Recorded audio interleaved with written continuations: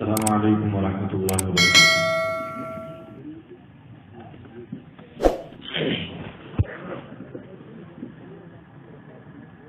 ان الحمد للہ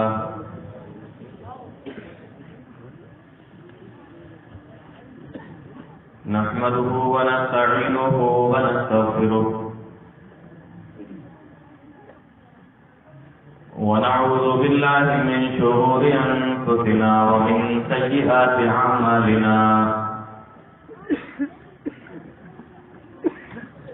من يهده الله فلا مضل له ومن يضلل فلا هادي له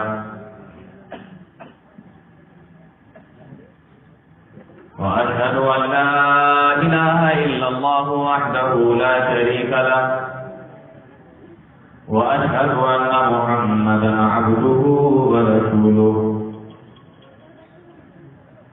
يا أيها الذين آمنوا اتقوا الله حق تقاته ولا تموتن إلا وأنتم مسلمون يا أيها الناس اتقوا ربكم الذي خلقكم من نفس واحدة وخلق منها زوجها وبث منهما رجالا كثيرا ونساء واتقوا الله الذي تساءلون به والأرحام إن الله كان عليكم رقيبا يا أيها الذين آمنوا اتقوا الله وقولوا قولا سديدا يصلح لكم أعمالكم ويغفر لكم ذنوبكم ومن يطع الله ورسوله فقد فاز فوزا عظيما أما بعد فإن خير الحديث كتاب الله وخير الهدي هدي محمد صلى الله عليه وسلم وشر الأمور محدثاتها وكل محدثة بدعة وكل بدعة ضلالة وكل ضلالة في النار أعوذ بالله السميع العليم من الشيطان الرجيم من همزه ونفخه ونفثه بسم الله الرحمن الرحيم فإن آمنوا بمثل ما آمنتم به فقد اهتدوا وإن تولوا فإنما هم في شقاق فسيكفيكهم الله وهو السميع العليم۔ جناب صدر محترم، معزز علماء کرام، محترم سامعین، پردہ نشین خواتین، پیارے بچوں،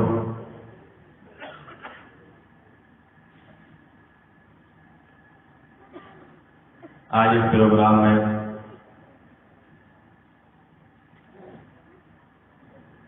جو اصلاح معاشرہ کے تعلق سے آپ کی اس بستی میں رکھا گیا ہے،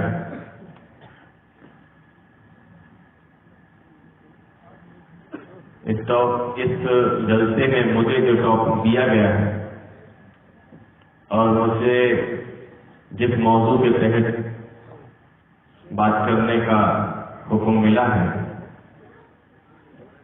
وہ موضوع ہے صحابہ کرام اور آج کے مسلمان۔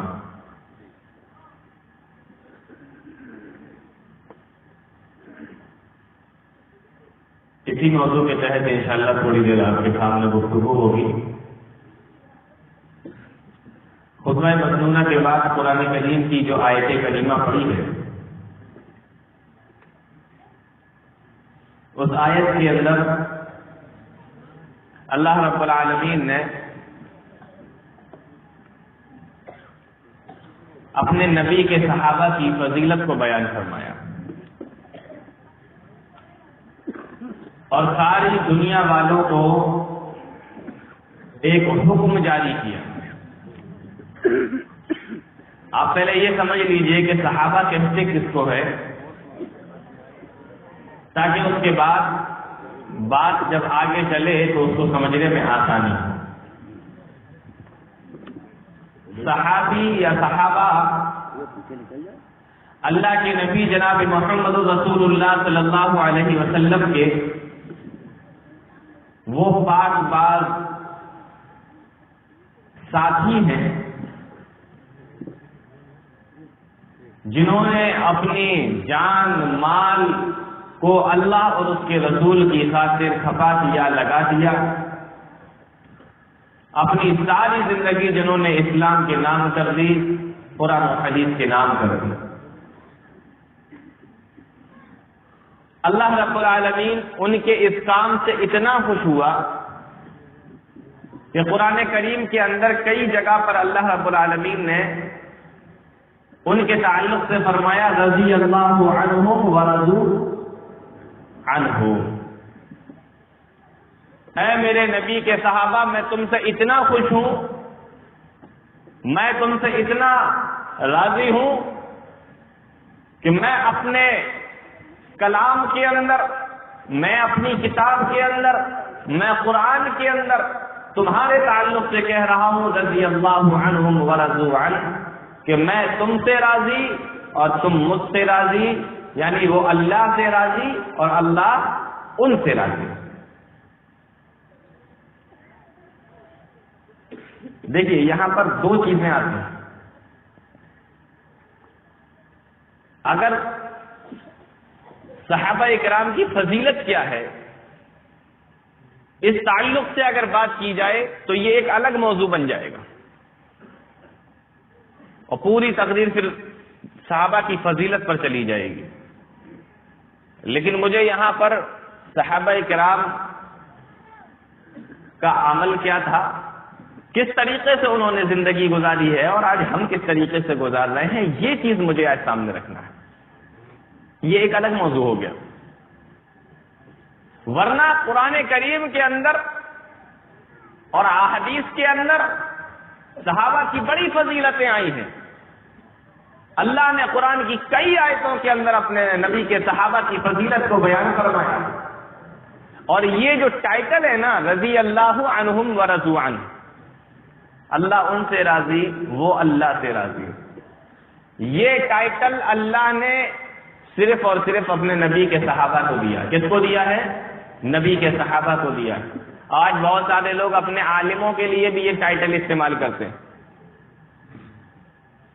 اپنے عالموں کے نام کے آگے بھی رضی اللہ عنہ لگا دیتے ہیں. میں یہاں پر نام نہیں لینا چاہتا کیونکہ میں اپنی تقریر کو اختلافی تقریر نہیں بنانا چاہتا، میں اصلاحی تقریر رکھنا چاہتا ہوں. ورنہ آپ لوگوں نے دیکھا ہوگا عالموں کے نام کے سامنے، اماموں کے نام کے سامنے بھی رضی اللہ عنہ ورضوا عنہ چل رہا ہے، جبکہ یہ ٹائٹل اللہ نے نبی کے صحابہ کو عطا فرمایا. اور یہاں پر ایک بات کو اور صاف کر دوں، بہت سارے لوگ کہتے ہیں کہ نبی کے یہ جو صحابہ تھے وہ نبی کی زندگی تک نبی کے جانثار تھے، نبی کے پیروکار تھے، نبی کے انتقال کے بعد سب پلٹ گئے تھے، سب بدل گئے تھے. جیسا کہ آج کے دور میں شیعوں کا عقیدہ ہے یہ، اور ان کی کتابوں کے اندر بہت صاف اور واضح طور پر لکھا ہوا ہے کہ نبی کے جتنے بھی صحابہ تھے وہ سارے کے سارے نبی کے انتقال کے بعد پلٹ گئے تھے، مرتد ہو گئے تھے، اور انہوں نے قرآن و حدیث کو چھوڑ دیا تھا. میں آپ سے صرف ایک چیز پوچھنا چاہتا ہوں، یہ اللہ رب العالمین نے جو فرمایا رضی اللہ عنہم ورضوا عنہ، اللہ ان سے راضی، وہ اللہ سے راضی، قرآن کریم کے اندر فرمایا، تو اللہ رب العالمین کو تو معلوم تھا کہ نبی کے انتقال کے بعد یہ پلٹ جائیں گے. پھر بھی اللہ نے یہ ٹائٹل ان کے نام کے آگے لگایا. ان کو اللہ رب العالمین نے ان الفاظوں کے ساتھ میں پکارا. اللہ کو تو معلوم ہوگا نا کہ یہ جب تک نبی کے اوپر قربان ہیں، جب تک نبی حیات ہیں، اور جب نبی اس دنیا سے تشریف لے جائیں گے تو یہ سارے پلٹ جائیں گے. اور یہ قرآن تو رہتی دنیا تک ہے، قیامت تک کے لیے ہے. تو اللہ رب العالمین نے پھر اس قرآن کے اندر یہ ان کے بارے میں کیوں کہا کہ اللہ ان سے راضی اور وہ اللہ سے راضی؟ کیونکہ اللہ کو معلوم تھا کہ قیامت تو آ سکتی ہے لیکن یہ نبی کے صحابہ پلٹ نہیں سکتے، یہ بدل نہیں سکتے۔ آپ اللہ سے زیادہ جانتے ہو؟ اللہ نے جس کو قیامت تک کے لیے سرٹیفکیٹ دے دیا اور آپ کہہ رہے ہو کہ نبی کے بعد پلٹ گئے تھے، بدل گئے تھے۔ بہرحال میں یہاں عظمت صحابہ نہیں، میں یہاں صحابہ کرام اور آج کا مسلمان اس تعلق سے بات کرنا چاہ رہا ہوں۔ اللہ نے قرآن کریم کے اندر کیا فرمایا دیکھیے، وَإِنْ آمَنُوا بِمِثْلِ مَا آمَنْتُمْ بِهِ فَقَدِ اهْتَدَوْا۔ او لوگوں، صحابہ کرام کا ایمان تو وہ ایمان ہے، وہ اس طریقے سے ایمان لائے، اس طریقے سے انہوں نے اللہ اور اس کے رسول کو مانا، اس طریقے سے انہوں نے قرآن و حدیث کے اوپر عمل کیا۔ اللہ رب العالمین نے صاف طور پر، کھلے طور پر ساری دنیا کے لوگوں کو بتا دیا، فَإِنْ آمَنُوا بِمِثْلِ مَا آمَنْتُمْ بِهِ فَقَدِ اهْتَدَوْا۔ اے دنیا کے لوگوں سنو، اگر تم بھی اسی طریقے سے ایمان لاؤ گے جس طریقے سے میرے نبی کے صحابہ ایمان لائے، تمہارا ایمان بھی اسی طریقے کا ہوگا جس طریقے سے نبی کے صحابہ کا ایمان ہے۔ فَإِنْ آمَنُوا بِمِثْلِ مَا آمَنْتُمْ بِهِ فَقَدِ اهْتَدَوْا۔ تو اللہ رب العالمین نے قرآن کریم کے اندر ارشاد فرما دیا، اگر نبی کے صحابہ کی طرح ایمان ہو، نبی کے صحابہ کی طرح تمہارا کام ہو، نبی کے صحابہ کی جیسے تم ایمان لائے ہو، فقد اہتدوا، تو سمجھ لو تم ہدایت کے اوپر ہو۔ ہدایت کے اوپر کب ہو؟ جب نبی کے صحابہ کے جیسا ایمان ہو، نبی کے صحابہ کے طریقے پر ایمان ہو، صحابہ اکرام کے جیسا ایمان ہو تو ہدایت پر ہو۔ اب اس کا الٹا کر لیجئے، اگر ہمارا ایمان صحابہ کی طرح نہیں ہے، اگر ہمارا ایمان صحابہ کی جیسا نہیں ہے تو ہدایت پر ہے؟ نہیں ہے ہدایت پر، کیونکہ قرآن کی آیت بتا رہی ہے ایمان صحابہ کی طرح ہو۔ اور صحابہ کا ایمان کیسا تھا؟ آئیے ذرا غور کیجیے، مسلم شریف کی وہ روایت اٹھائیے۔ آج کل ایمان کے تعلق سے مرد تو پھر بھی تھوڑے سے مضبوط ہوتے ہیں، عورتوں کا ایمان بڑا کمزور ہوتا ہے۔ ایمان تو عورتوں کا اور بھی زیادہ کمزور ہو رہا ہے۔ مسلم شریف کی وہ روایت اٹھائیے، صحابی رسول بڑے مشہور صحابی ہیں، حضرت ابو طلحہ انصاری رضی اللہ تعالیٰ۔ حضرت ابو طلحہ انصاری رضی اللہ تعالیٰ، گھر میں چھوٹا سا بچہ ہے اور کئی دنوں سے وہ بیمار ہے،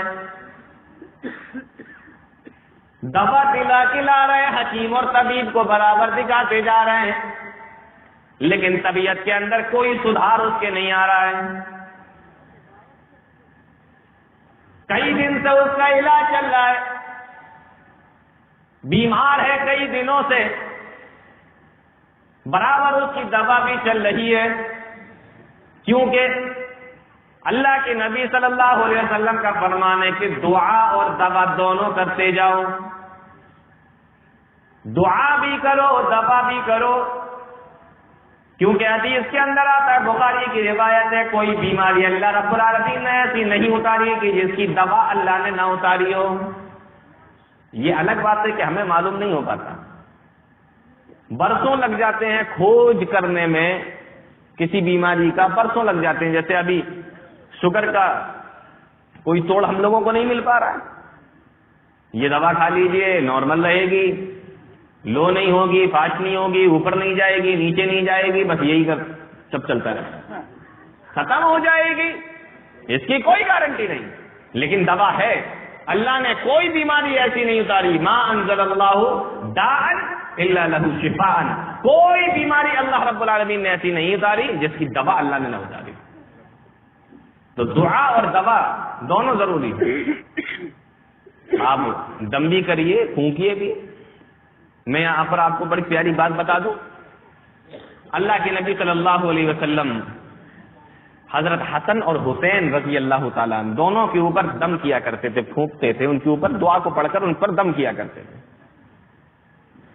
اور کون سی دعا پڑھتے تھے؟ وہ دعا سنو، اعوذ بکلمات اللہ التامہ من کل شیطان وہامہ ومن کل عین لامہ، میں اللہ رب العالمین کی پناہ میں جاتا ہوں اس کے تمام کلمات کے ذریعے سے، اے اللہ اعوذ بکلمات اللہ التامہ من کل شیطان وہامہ، اے اللہ شیطان سے ان کی حفاظت فرما، ومن کل عین لامہ، ہر بیماری سے ان کی حفاظت فرما، نظر بد سے، بری نظر سے بھی اللہ ان کی حفاظت فرما۔ یہ دعا پڑھتے تھے اور پھونک دیتے تھے۔ آج ہم لوگوں کو تو یہ دعا یاد نہیں ہوتی، یہ کیا بہت ساری دعائیں ہم لوگوں کو یاد نہیں ہوتی۔ مولانا صاحب کے پاس میں لے جاؤ، مولانا صاحب اس کو بس دم کر دیجیے، اتنی دم کراتے ہیں، اتنی دم کراتے ہیں، کبھی کبھی لگتا ہے مولانا کا دم نکل جائے گا۔ وہ بیچارہ کھانے بیٹھا، مولانا صاحب دم کر دیجیے، وہ سونے کے لیے لیٹا، مولانا صاحب دم کر دیجیے، وہ نماز پڑھانے جا رہا ہے، مولانا صاحب دم کر دیجیے۔ دم کرتے کرتے اس کا دم نکلوا دیتے، کیونکہ ہم لوگوں کو یاد نہیں ہوتا۔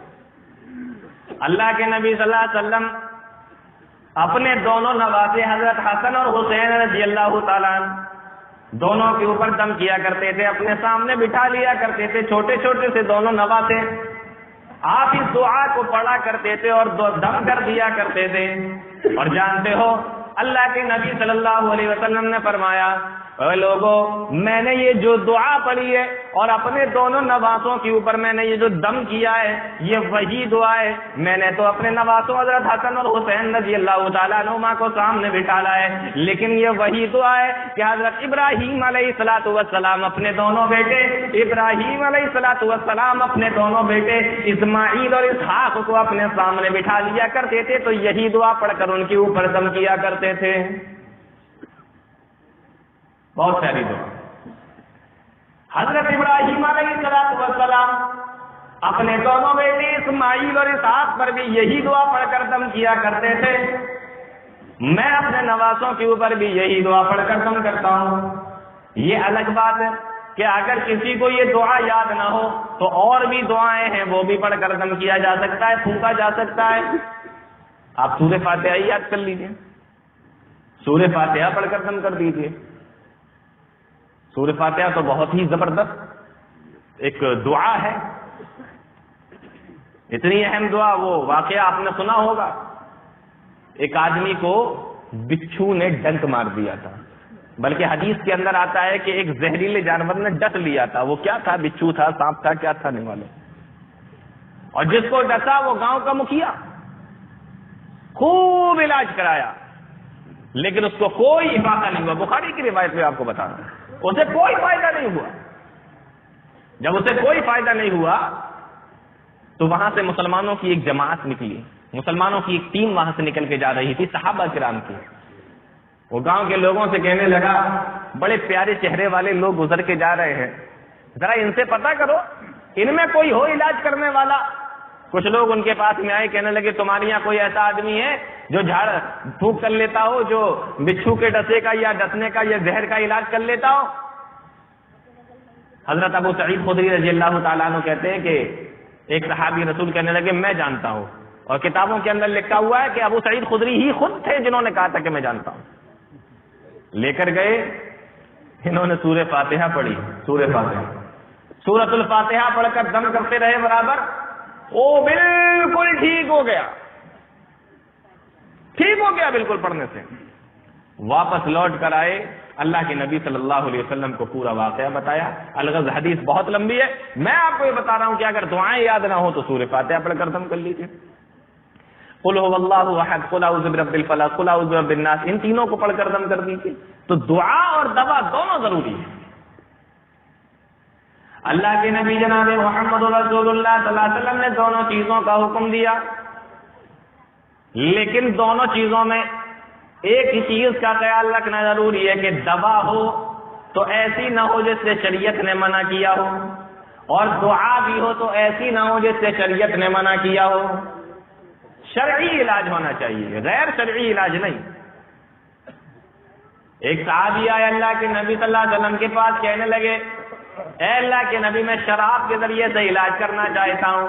آپ نے فرمایا کہ حرام چیزوں سے علاج اللہ نے منع کیا ہے، کہا اللہ کے نبی سے فائدہ ہو جاتا ہے. اللہ کے نبی صلی اللہ علیہ وسلم نے فرمایا کہ حرام چیزوں سے اللہ نے علاج کرنے سے منع کیا ہے. انہوں نے 3 مرتبہ پوچھا, نبی نے تینوں مرتبہ منع کر دیا کہ اس سے تم علاج نہیں کر سکتے. تو شرعی علاج ہو, غیر شرعی علاج نہیں. یہ بات یاد رکھنا. صحابی رسول حضرت ابو طلحہ انصاری رضی اللہ تعالیٰ اپنے بیٹے کو برابر دوا دلا کے جا رہے ہیں, لیکن بیٹا ہے کہ طبیعت اس کی جیسی کی تیسی بنی ہوئی ہے. ان کو کام کچھ پڑا, کاروباری آدمی تھے, تجارت والے آدمی تھے, کچھ کام پڑا. اپنی بیوی سے کہنے لگے کہ میں مدینہ شہر سے باہر جا رہا ہوں اور مجھے آنے میں شام ہو جائے گی, تم بچے کا دھیان رکھنا, بچے کا دھیان رکھنا, میں شام تک تمہارے پاس میں آ جاؤں گا. یہ کہہ کے وہاں سے چلے گئے. فخرج ابو طلحہ رضی اللہ تعالیٰ, حدیث کے الفاظ ہے, حضرت ابو طلحہ رضی اللہ تعالیٰ عنہ وہاں سے چلے جاتے ہیں. ادھر حضرت ابو ہریرہ اپنے گھر سے باہر نکلے اور ادھر آسمان سے موت کا فرشتہ اللہ رب العالمین نے ان کے گھر کے اندر بھیج دیا. ابو طلحہ گھر سے باہر گئے, موت کا فرشتہ ان کے گھر کے اندر آ گیا اور اس چھوٹے سے بچے کی روح کو نکال کر اپنے ساتھ میں لے گیا. بیوی نے دیکھا کہ میں گھر کے اندر اکیلی ہوں, میرا شوہر بھی باہر گیا ہوا ہے, میرا شوہر بھی کہیں کام سے گیا ہوا ہے, شام تک واپس آئے گا. اپنے بچے کو ایک چادر میں لپیٹ کر گھر کے کمرے میں اس کو رکھ دیا. شام کا جب وقت ہوا, شام کا وقت ہوتا ہے, حضرت ابو طلحہ رضی اللہ تعالیٰ نے اپنے گھر کے اندر آتے, دروازہ کھٹکھٹایا. بیوی نے دروازہ کھول دیا اور جیسے ہی دروازہ کھولا, بیٹے کا انتقال ہو چکا ہے, لیکن یہ بیوی بھی اس نبی کی صحابیہ ہے, نبی کے اوپر ایمان لانے والی ہے. دیکھو ایمان کس کو کہا جاتا ہے, فَإِنْ آمَنُوا بِمِثْلِ مَا آمَنْتُمْ بِهِ فَقَدِ اهْتَدَوْا, اسی طریقے سے ایمان لاؤ جس طریقے سے میرے نبی کے صحابہ ایمان لائے. یہ صحابیہ حضرت ام سلیم جن کا نام ہے, دروازہ کھولتی ہیں. ہمارے تمہارے زمانے کی عورتیں ہوتی, دروازہ کھولتے ہی شروع ہو جاتی. کہاں چلے گئے تھے, گھر کا خیال کون رکھے گا, بچہ تمہاری وجہ سے مرا ہے, تم نے میرے بچے کی جان لی ہے. اس طریقے کی چیزیں ہمارے تمہارے زمانے کی عورتیں کرنے لگتی. لیکن انہوں نے دروازہ کھولا اور جب حضرت ابو طلحہ گھر کے اندر آئے, حضرت ابو طلحہ رضی اللہ تعالیٰ عنہ سے کچھ نہیں کہا. جانتی تھی باہر سے لوٹ کر آیا ہے, تھکا ہارا ہوگا, تھکاوٹ ہوگی, بھوکا بھی ہوگا, بھوک بھی لگ رہی ہوگی. ابھی نہیں بتایا حضرت ابو طلحہ رضی اللہ تعالیٰ عنہ کو. حضرت ابو طلحہ خود ہی سے پوچھنے لگے کہ بیٹے کا کیا حال ہے, بیٹا کیسا ہے, کیا حال ہے بیٹے کا. حضرت ابو طلحہ رضی اللہ تعالیٰ عنہ پوچھتے بیٹے کا کیا حال ہے. بیوی جواب دیتی ہے, دیکھو کتنی صبر کرنے والی بیوی تھی. اب بھی نہیں چیخی, اب بھی نہیں چلائی, اب بھی اپنے منہ سے نوحہ نہیں کیا, آہو بکا نہ نکالی, بلکہ صاف طور پر فرما دیا ہواز کنو کانا, ہواز کنو مما کانا, جب تم گئے تھے اس سے زیادہ اچھی حالت میں وہ اب موجود ہیں, پہلے سے زیادہ اچھی حالت میں. صحابی رسول یہ سمجھے کہ دوا دلا کر گئے تھے, ہو سکتا ہے کہ اللہ نے شفا دے دی ہو, پہلے سے زیادہ اچھا ہو. کہا کہاں ہے, کہا بغل والے کمرے میں سو رہا ہے. کہا کہ ٹھیک ہے کھانا لاؤ. کھانا لگا دیا گیا, کھانا کھایا اور کھانا کھانے کے بعد میں دونوں میاں بیوی بستر پر سو گئے. حضرت ابو طلحہ رضی اللہ تعالیٰ رات کے وقت میں اپنی بیوی سے ملتے ہیں, صبح کا وقت ہوتا ہے, دونوں میاں بیوی فجر کی نماز پڑھنے کے لیے اٹھتے ہیں. حضرت ابو طلحہ رضی اللہ تعالیٰ غسل کرتے ہیں اور جانے لگے نماز پڑھنے کے لیے. اب پیچھے سے بیوی آواز دیتی ہے, اے میرے شوہر, اے ابو طلحہ ذرا ایک بات بتاتے جاؤ. کہا کیا بات ہے؟ کہا لو رأیت قوما اعاروا عاریتهم اہل بیت فطلبوا عاریتهم الہم ان یمنعوہم.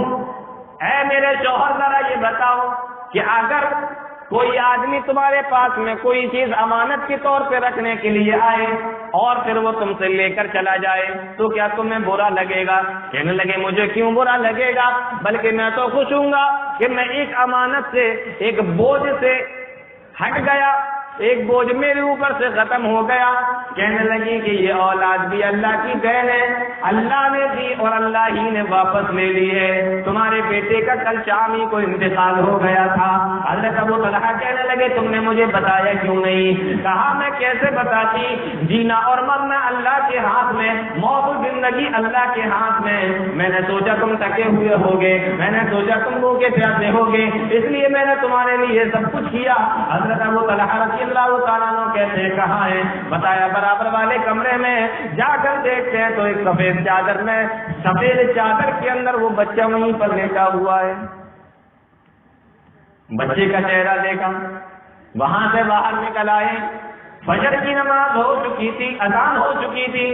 مسجد نبی کے اندر جاتے ہیں، اللہ کے نبی جناب محمد رسول اللہ صلی اللہ علیہ وسلم کے پیچھے فجر کی نماز پڑھتے ہیں، اور نماز پڑھنے کے بعد اپنا پورا واقعہ اللہ کے نبی صلی اللہ علیہ وسلم کو بتاتے ہیں۔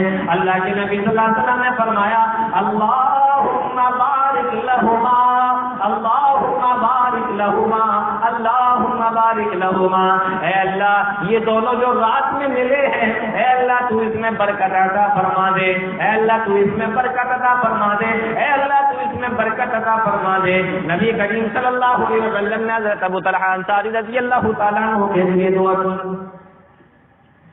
کی تھی۔ نبی کریم صلی اللہ علیہ وسلم حضرت ابو طلحہ انصاری فرماتے ہیں ادھر ایک بیٹے کا میرے انتقال ہوا اور نبی کی دعا سے اللہ رب العالمین نے پھر مجھے دوسرا بیٹا عطا فرما دیا۔ لیکن یہاں پر ایمان دیکھیے، موت اور زندگی کس کے ہاتھ میں ہے؟ اللہ رب العالمین کے ہاتھ میں ہے۔ لیکن اتنا صبر ہمارے تمہارے زمانے کی عورتیں کرتی، مرد کرتے نہیں کرتے، لیکن انہوں نے کیا۔ کیوں؟ اس لیے کہ ان کا ایمان تھا موت آئی ہے تو اللہ رب العالمین کی جانب سے، زندگی آئی ہے تو اللہ رب العالمین کی جانب سے، وہ جس کو چاہتا ہے موت دیتا ہے، وہ جس کو چاہتا ہے زندگی عطا فرماتا ہے۔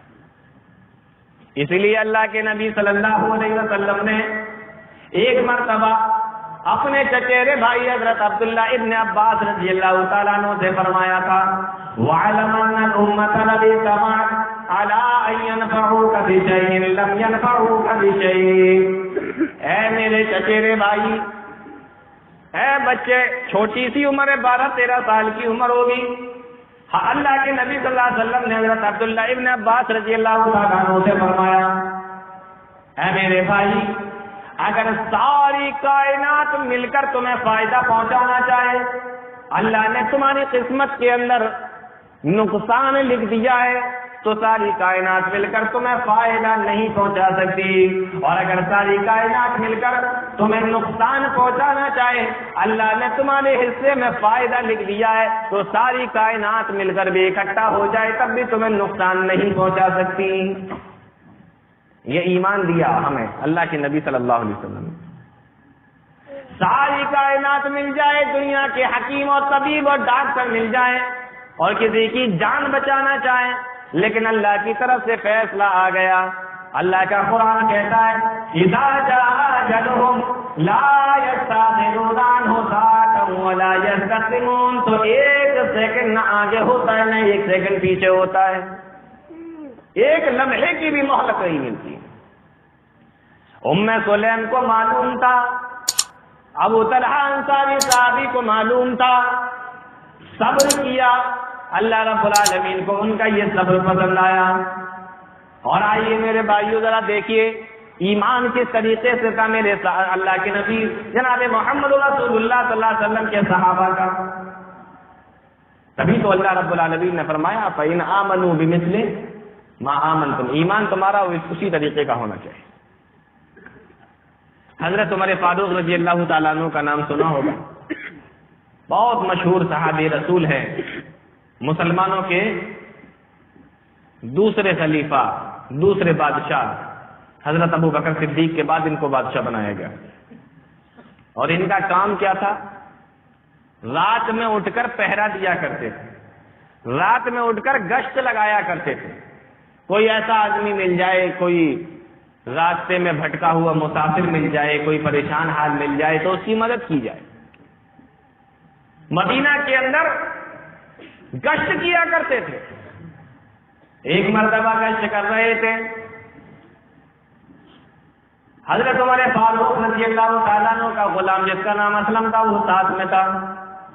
اسلم بیان کرتا ہے کہ ہم حضرت امیر المومنین عمر فاروق رضی اللہ تعالیٰ عنہ کے ساتھ میں تھے اور دونوں لوگ گشت لگاتے ہوئے مدینہ کی گلیوں میں جا رہے تھے. مدینہ سے جب آگے نکل گئے، دور تک ہم لوگ گشت لگا کر آئے، واپس لوٹ رہے تھے، فجر کی نماز کا وقت ہونے والا تھا. حضرت عمر فاروق رضی اللہ تعالیٰ عنہ نے مجھ سے فرمایا کہ اے اسلم ذرا رک جاؤ، میں تھک گیا ہوں، تھوڑی دیر یہاں پر بیٹھ کر سستا لیتا ہوں، تھوڑی دیر بیٹھ کر یہاں پہ آرام کر لیتا ہوں، پھر یہاں سے آگے بڑھوں گا. غلام کہنے لگا جیسا آپ کا حکم ہو، آپ آرام کرنا چاہتے ہیں تو آرام کر لیجئے. حضرت عمر فاروق رضی اللہ تعالیٰ ایک دیوار کے سے ٹیک لگا کر، ایک مکان کی دیوار سے ٹیک لگا کر حضرت عمر فاروق رضی اللہ تعالیٰ کو بیٹھ جاتے ہیں. غلام کہتا ہے جیسے ہی بیٹھے اندر سے آواز آئی. اس گھر کے اندر ایک ماں اور ایک بیٹی دو لوگ رہا کرتے تھے. اندر سے آواز آئی، ماں بیٹی سے کہہ رہی تھی بیٹی اٹھو، آج بکریوں نے دودھ کم دیا ہے، آج دودھ کم نکلا ہے، صبح کا وقت ہونے والا ہے، لوگ دودھ لینے کے لیے آنے لگیں گے، اٹھ جاؤ جلدی سے اور دودھ کے اندر پانی ملا دو. کیا کر دو؟ دودھ میں پانی ملا دو. آج یہ دھندا بڑا چل رہا ہے دودھ میں پانی ملانے کا. کچھ لوگ دودھ میں پانی ملاتے ہیں، کچھ لوگ پانی میں دودھ ملا دیتے ہیں. انہیں معلوم ہے سفید تو ہو ہی جائے گا. اب وہ بیٹی سے کہہ رہی ہے صبح کا وقت ہونے والا ہے، ابھی تھوڑی دیر میں دودھ لینے والے آ جائیں گے، دودھ کے اندر پانی ملا دو. بیٹی جواب دیتی ہے کہ اماں میں دودھ کے اندر پانی نہیں ملا سکتی. پوچھا بیٹی کیوں نہیں ملا سکتی؟ جواب دیا اس لیے نہیں ملا سکتی کیونکہ امیر المومنین عمر فاروق کا یہ حکم ہوا ہے کہ کوئی بھی آدمی دودھ میں پانی نہیں ملائے گا.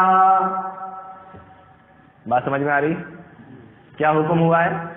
کوئی بھی آدمی دودھ میں پانی نہیں ملائے گا. کسی کو اجازت نہیں کہ دودھ میں پانی ملا کر بیچے. میں نہیں ملا سکتی. اب ماں جواب دیتی ہے امیر المومنین کا حکم ہے، لیکن امیر المومنین کوئی دیکھ تو نہیں رہے ہیں، امیر المومنین کوئی یہاں موجود تو نہیں ہے، امیر المومنین کوئی دیکھ تو نہیں رہے ہیں کہ دودھ کے اندر پانی ملایا جا رہا ہے. تو بیٹی جواب دیتی ہے کہ امیر المومنین عمر فاروق رضی اللہ تعالیٰ عنہ نہیں دیکھ رہے ہیں، لیکن کیا اللہ بھی نہیں دیکھ رہا ہے؟ اللہ کو تو معلوم ہے، اللہ تو دیکھ رہا ہے. امیر المومنین نہیں دیکھ سکتے تو کیا ہوا؟ اللہ رب العالمین تو دیکھ رہا ہے. میرے اندر اللہ کا ڈر ہے، اللہ رب العالمین کی یہاں کل جا کر میں کیا جواب دوں گی؟ میں دودھ میں پانی نہیں ملا سکتی. منع کر دیا. امیر المومنین اسی دیوار سے، اسی کے مکان کی دیوار سے ٹیک لگا کر آرام کر رہے ہیں اور پورا مکالمہ جو اندر بات چل رہی ہے وہ سننا ہے. کھڑے ہوئے اپنے غلام سے کہنے لگے اسلم اس گھر کو ذرا صحیح طریقے سے دیکھ لو، اس مکان کو ذرا اچھے طریقے سے دیکھ لو. غلام کہنے لگا امیر المومنین میں نے دیکھ لیا ہے. دونوں لوگ وہاں سے واپس چلے جاتے ہیں، فجر کی نماز پڑھتے ہیں. نماز جب ختم ہو جاتی ہے، صبح کا وقت ہوتا ہے، امیر المومنین کا دربار لگتا ہے. حضرت عمر فاروق رضی اللہ تعالیٰ اپنے غلام سے کہتے ہیں کہ جاؤ اس مکان میں جاؤ اور وہاں سے جا کر بیٹی کو اور ماں کو دونوں کو بلا کر لاؤ. دونوں کو وہ غلام جاتا ہے، بلا کر لاتا ہے. امیر المومنین کے سامنے لا کر کھڑا کر دیا گیا. امیر المومنین کہنے لگے، عمر فاروق رضی اللہ تعالیٰ عنہ کہنے لگے کہ تم دونوں رات کے وقت میں ماں بیٹی کیا باتیں کر رہے تھے، تمہاری کیا باتیں چل رہی تھی؟ ماں کا چہرہ ایک دم ہکا بکا رہ گیا کہ ان کو کیسے معلوم ہو گیا ہم لوگ کیا باتیں کر رہے ہیں. آپ پوچھتے ہیں بتاؤ کیا باتیں چل رہی تھی؟ بیٹی نے جواب دیا میری ماں مجھ سے دودھ میں پانی ملانے کے لیے کہہ رہی تھی اور میں نے کہہ دیا کہ میں پانی نہیں ملاؤں گی، امیر المومنین نے منع کیا ہے. تو کہنے لگی کہ امیر المومنین تو دیکھ نہیں رہے ہیں. تو میں نے جواب دیا کہ اللہ تو دیکھ رہا ہے. بس یہی بات ہم دونوں کی چلی تھی، یہی باتیں ہم دونوں کر رہے تھے. حضرت عمر فاروق رضی اللہ تعالیٰ اس لڑکی کی بات سے اتنا خوش ہوئے، اس لڑکی کے ایمان سے اتنا خوش ہوئے، اس لڑکی کی نیکی سے اتنا خوش ہوئے، اس لڑکی کی پرہیزگاری سے اتنا خوش ہوئے.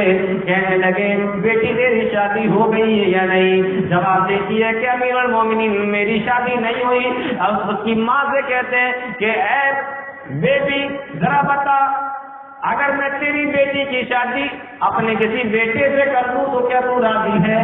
جواب دیتی ہے کہ میرے لیے سے زیادہ خوشی کی کیا بات ہو سکتی ہے کہ میری بیٹی امیر المومنین کے گھر میں بہو بن کر چلی جائے. کیا میں اس کی نیکی سے اتنا خوش ہوا، اس کی ایمانداری سے میں اتنا خوش ہوا.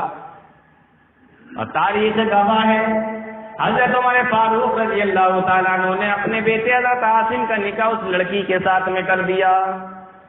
اس کو کہتے ہیں ایمان. یہ ایمان چاہیے اللہ رب العالمین کو، اس طریقے کا ایمان. آج ہم کتنی ملاوٹ کر رہے ہیں، کتنی ملاوٹ ہو رہی ہے بزنس کے اندر، تجارت کے اندر، کاروبار کے اندر. کتنی 420، کتنا فراڈ، کیا کیا کرتے جا رہے ہیں.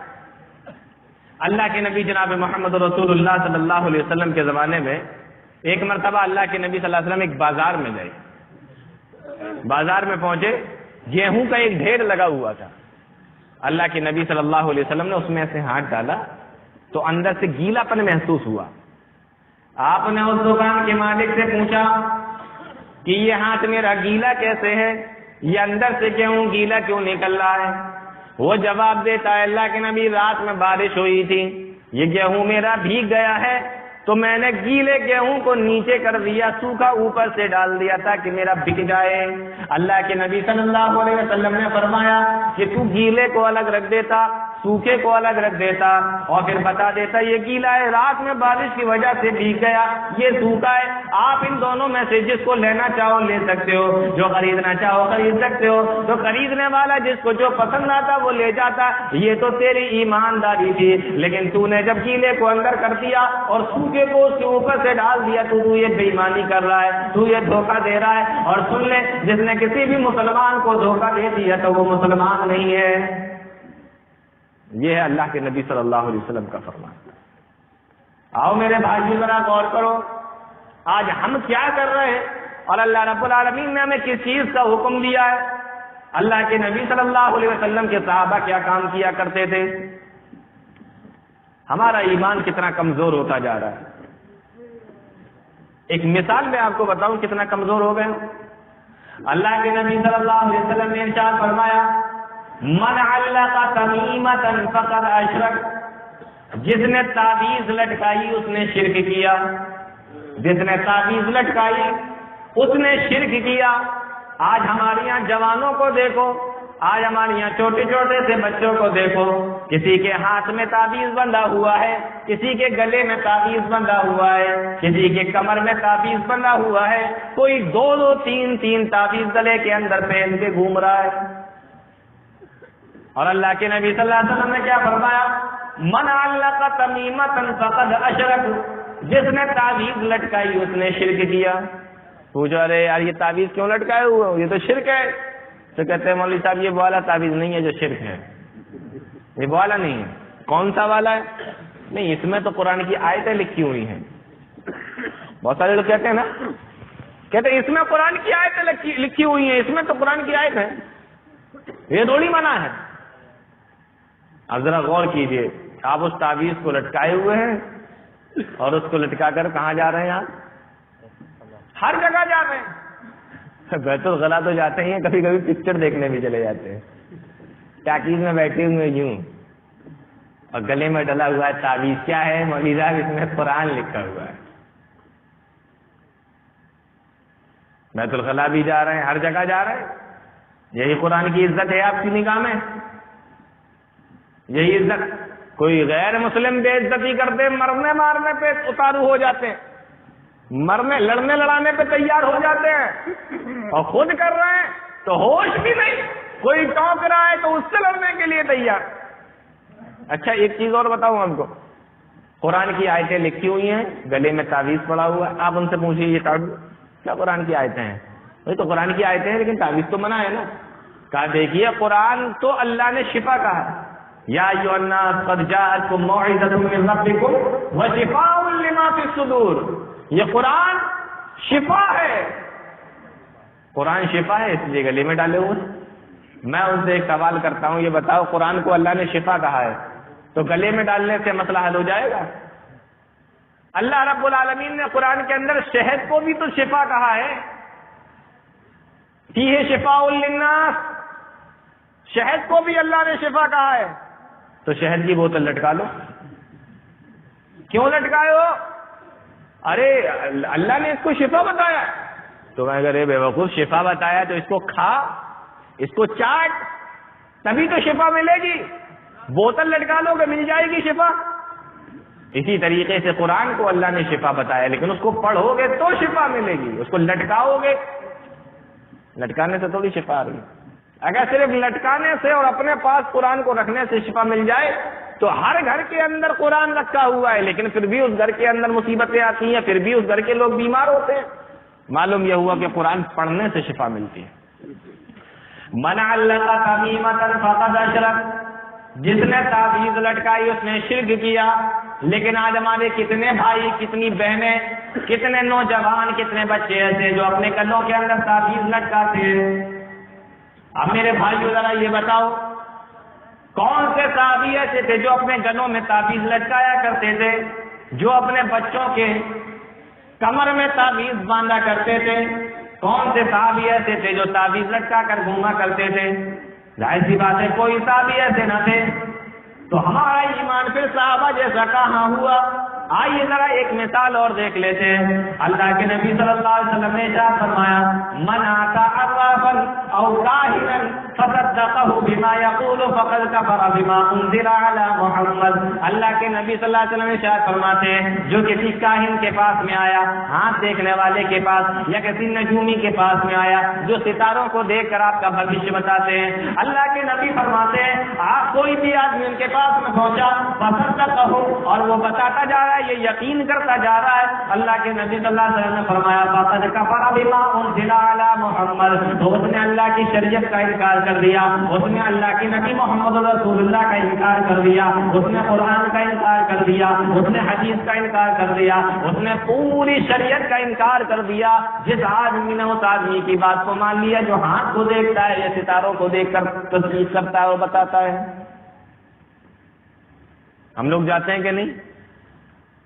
مسلمانوں کا ایک بڑا طبقہ اس چیز کے اوپر یقین رکھتا ہے.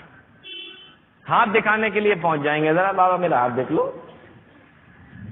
اب وہ ہاتھ دیکھ کے بتا رہا ہے کتنی شادیاں ہوں گی، کہاں مرو گے، کہاں جیو گے، کیا کھاؤ گے، کیا پیو گے، تمہارے کتنے بچے ہیں، سب وہ ہاتھ دیکھ کے بتا رہا ہے، اس کو یقین ہو رہا ہے. کچھ لوگوں کو تو میں نے یہاں تک دیکھا ان کے گھر میں چوری ہو گئی، چلو بابا کے پاس چلتے ہیں، وہ نام بتا دیں گے، وہ نام بتا دیں گے. بابا کے پاس پہنچ گئے، بابا نام بتا رہا ہے. ایک صاحب مجھے ملے، ان کی کوئی چیز چوری ہو گئی تھی، کہنے لگے مجھ سے، کہنے لگے مولانا صاحب مجھے میری فلاں چیز بڑی قیمتی تھی، وہ آپ ذرا کیا نام جو ہے بتا سکتے ہیں کہاں کون لے گیا، چوری ہو گئی ہے. میں نے کہا دیکھیے میں تو نہیں بتا سکتا ہوں لیکن آپ وہ دعا بتا سکتا ہوں کہ اگر کوئی چیز گم ہو جائے اللہ کے نبی صلی اللہ علیہ وسلم نے وہ پڑھنے کا حکم دیا ہے، وہ دعا میں آپ کو بتا سکتا ہوں. آپ وہ دعا پڑھ لیجیے، ہو سکتا ہے اللہ رب العالمین واپس کر دے، اور اگر واپس نہیں ہوئی تو اللہ اس کا بدلہ آپ کو آخرت میں دے گا، قیامت میں دے گا. کہنے لگے کون سی دعا؟ میں نے کہا وہ دعا بڑی آسان ہے، انا للہ و انا الیہ راجعون. یہ دعا ہے، گم ہو جائے، کوئی پریشانی آ جائے، کوئی مصیبت ہو جائے، بھائی گھر کے اندر کسی کا انتقال ہوتا ہے، کیا پڑھتے ہیں؟ یہ پڑھتے ہیں نا، چلا گیا نہ ہو، انا للہ و انا الیہ راجعون. چھوٹی سی دعا ہے. میں نے ان کو دعا بتا دی، میں نے کہا اس کو پڑھتے رہیے، انشاءاللہ آپ کی چیز مل جائے گی. 2 دن کے بعد میں ان کے پاس سے نکلا، میں نے کہا بھائی آپ کی وہ چیز مل گئی جو آپ بتا رہے تھے مجھے؟ کہنے لگے نہیں وہ چیز تو نہیں ملی، میں گیا تھا ایک کے پاس میں۔ کن کے پاس میں؟ کہنے لگے نہیں وہ بتا دیتے نا کہ کون لے گیا، میں انہی کے پاس میں گیا تھا۔ تو میں نے کہا پوچھ آئے؟ پوچھ لیا آپ نے؟ کہا میں نے پوچھ لیا ہے۔ ہم نے کہا بتا دیا؟ کہنے لگے نہیں وہ یہ کہہ رہے تھے کہ جو آپ کی چیز چرا کے لے گیا تھا اس نے بیچ دیا۔ تو میں نے کہا یار تم مجھ سے یہ پوچھتے نا کہ چرا کے لے کون گیا تھا؟ بولا آگے کا اسٹیپ بتا دیا کہ جو لے گیا تھا اس نے بیچ دیا۔ آگے کا اسٹیپ بتا رہا ہوں، پہلے یہ تو پوچھو کہ لے کون گیا تھا۔ کہنے لگے یار یہ تو مجھے یاد ہی نہیں رہا کہ میں پوچھتا اس سے کون لے گیا تھا۔ جب اس نے کہہ دیا کہ اس نے بیچ دیا، میں نے کہا اب تو ملنا ہی نہیں ہے، میں چلا آیا۔ ہاتھ دکھانے کے مسلمانوں کی بات بتا رہا ہوں، میں کسی اور کی نہیں بتا رہا ہوں۔ اور اللہ کے نبی صلی اللہ علیہ وسلم نے ایک حدیث کے اندر فرمایا لم تقبل له صلاۃ 40 لیلہ، اگر کوئی آدمی ایسے لوگوں کے پاس میں جاتا ہے، اللہ کے نبی صلی اللہ علیہ وسلم ارشاد فرماتے ہیں کہ 40 دن تک اللہ رب العالمین پھر اس کی نماز قبول نہیں کرتا۔ اللہ رب العالمین 40 دن تک ایسے شخص کی نماز کو قبول نہیں کرتا جو کسی کے پاس میں چوری کا پتہ پوچھنے کے لیے، چور کا پتہ پوچھنے کے لیے، یا کسی کو ہاتھ دکھانے کے لیے، یا اپنا بھوشیہ جاننے کے لیے کسی کے پاس میں چلا جائے۔ اور ایک حدیث کے اندر اللہ کے نبی صلی اللہ علیہ وسلم نے ارشاد فرمایا فقد کفر بما انزل علی محمد، تو اس نے اللہ کے نبی صلی اللہ علیہ وسلم کے اوپر نازل کی ہوئی شریعت کا انکار کر دیا ہے۔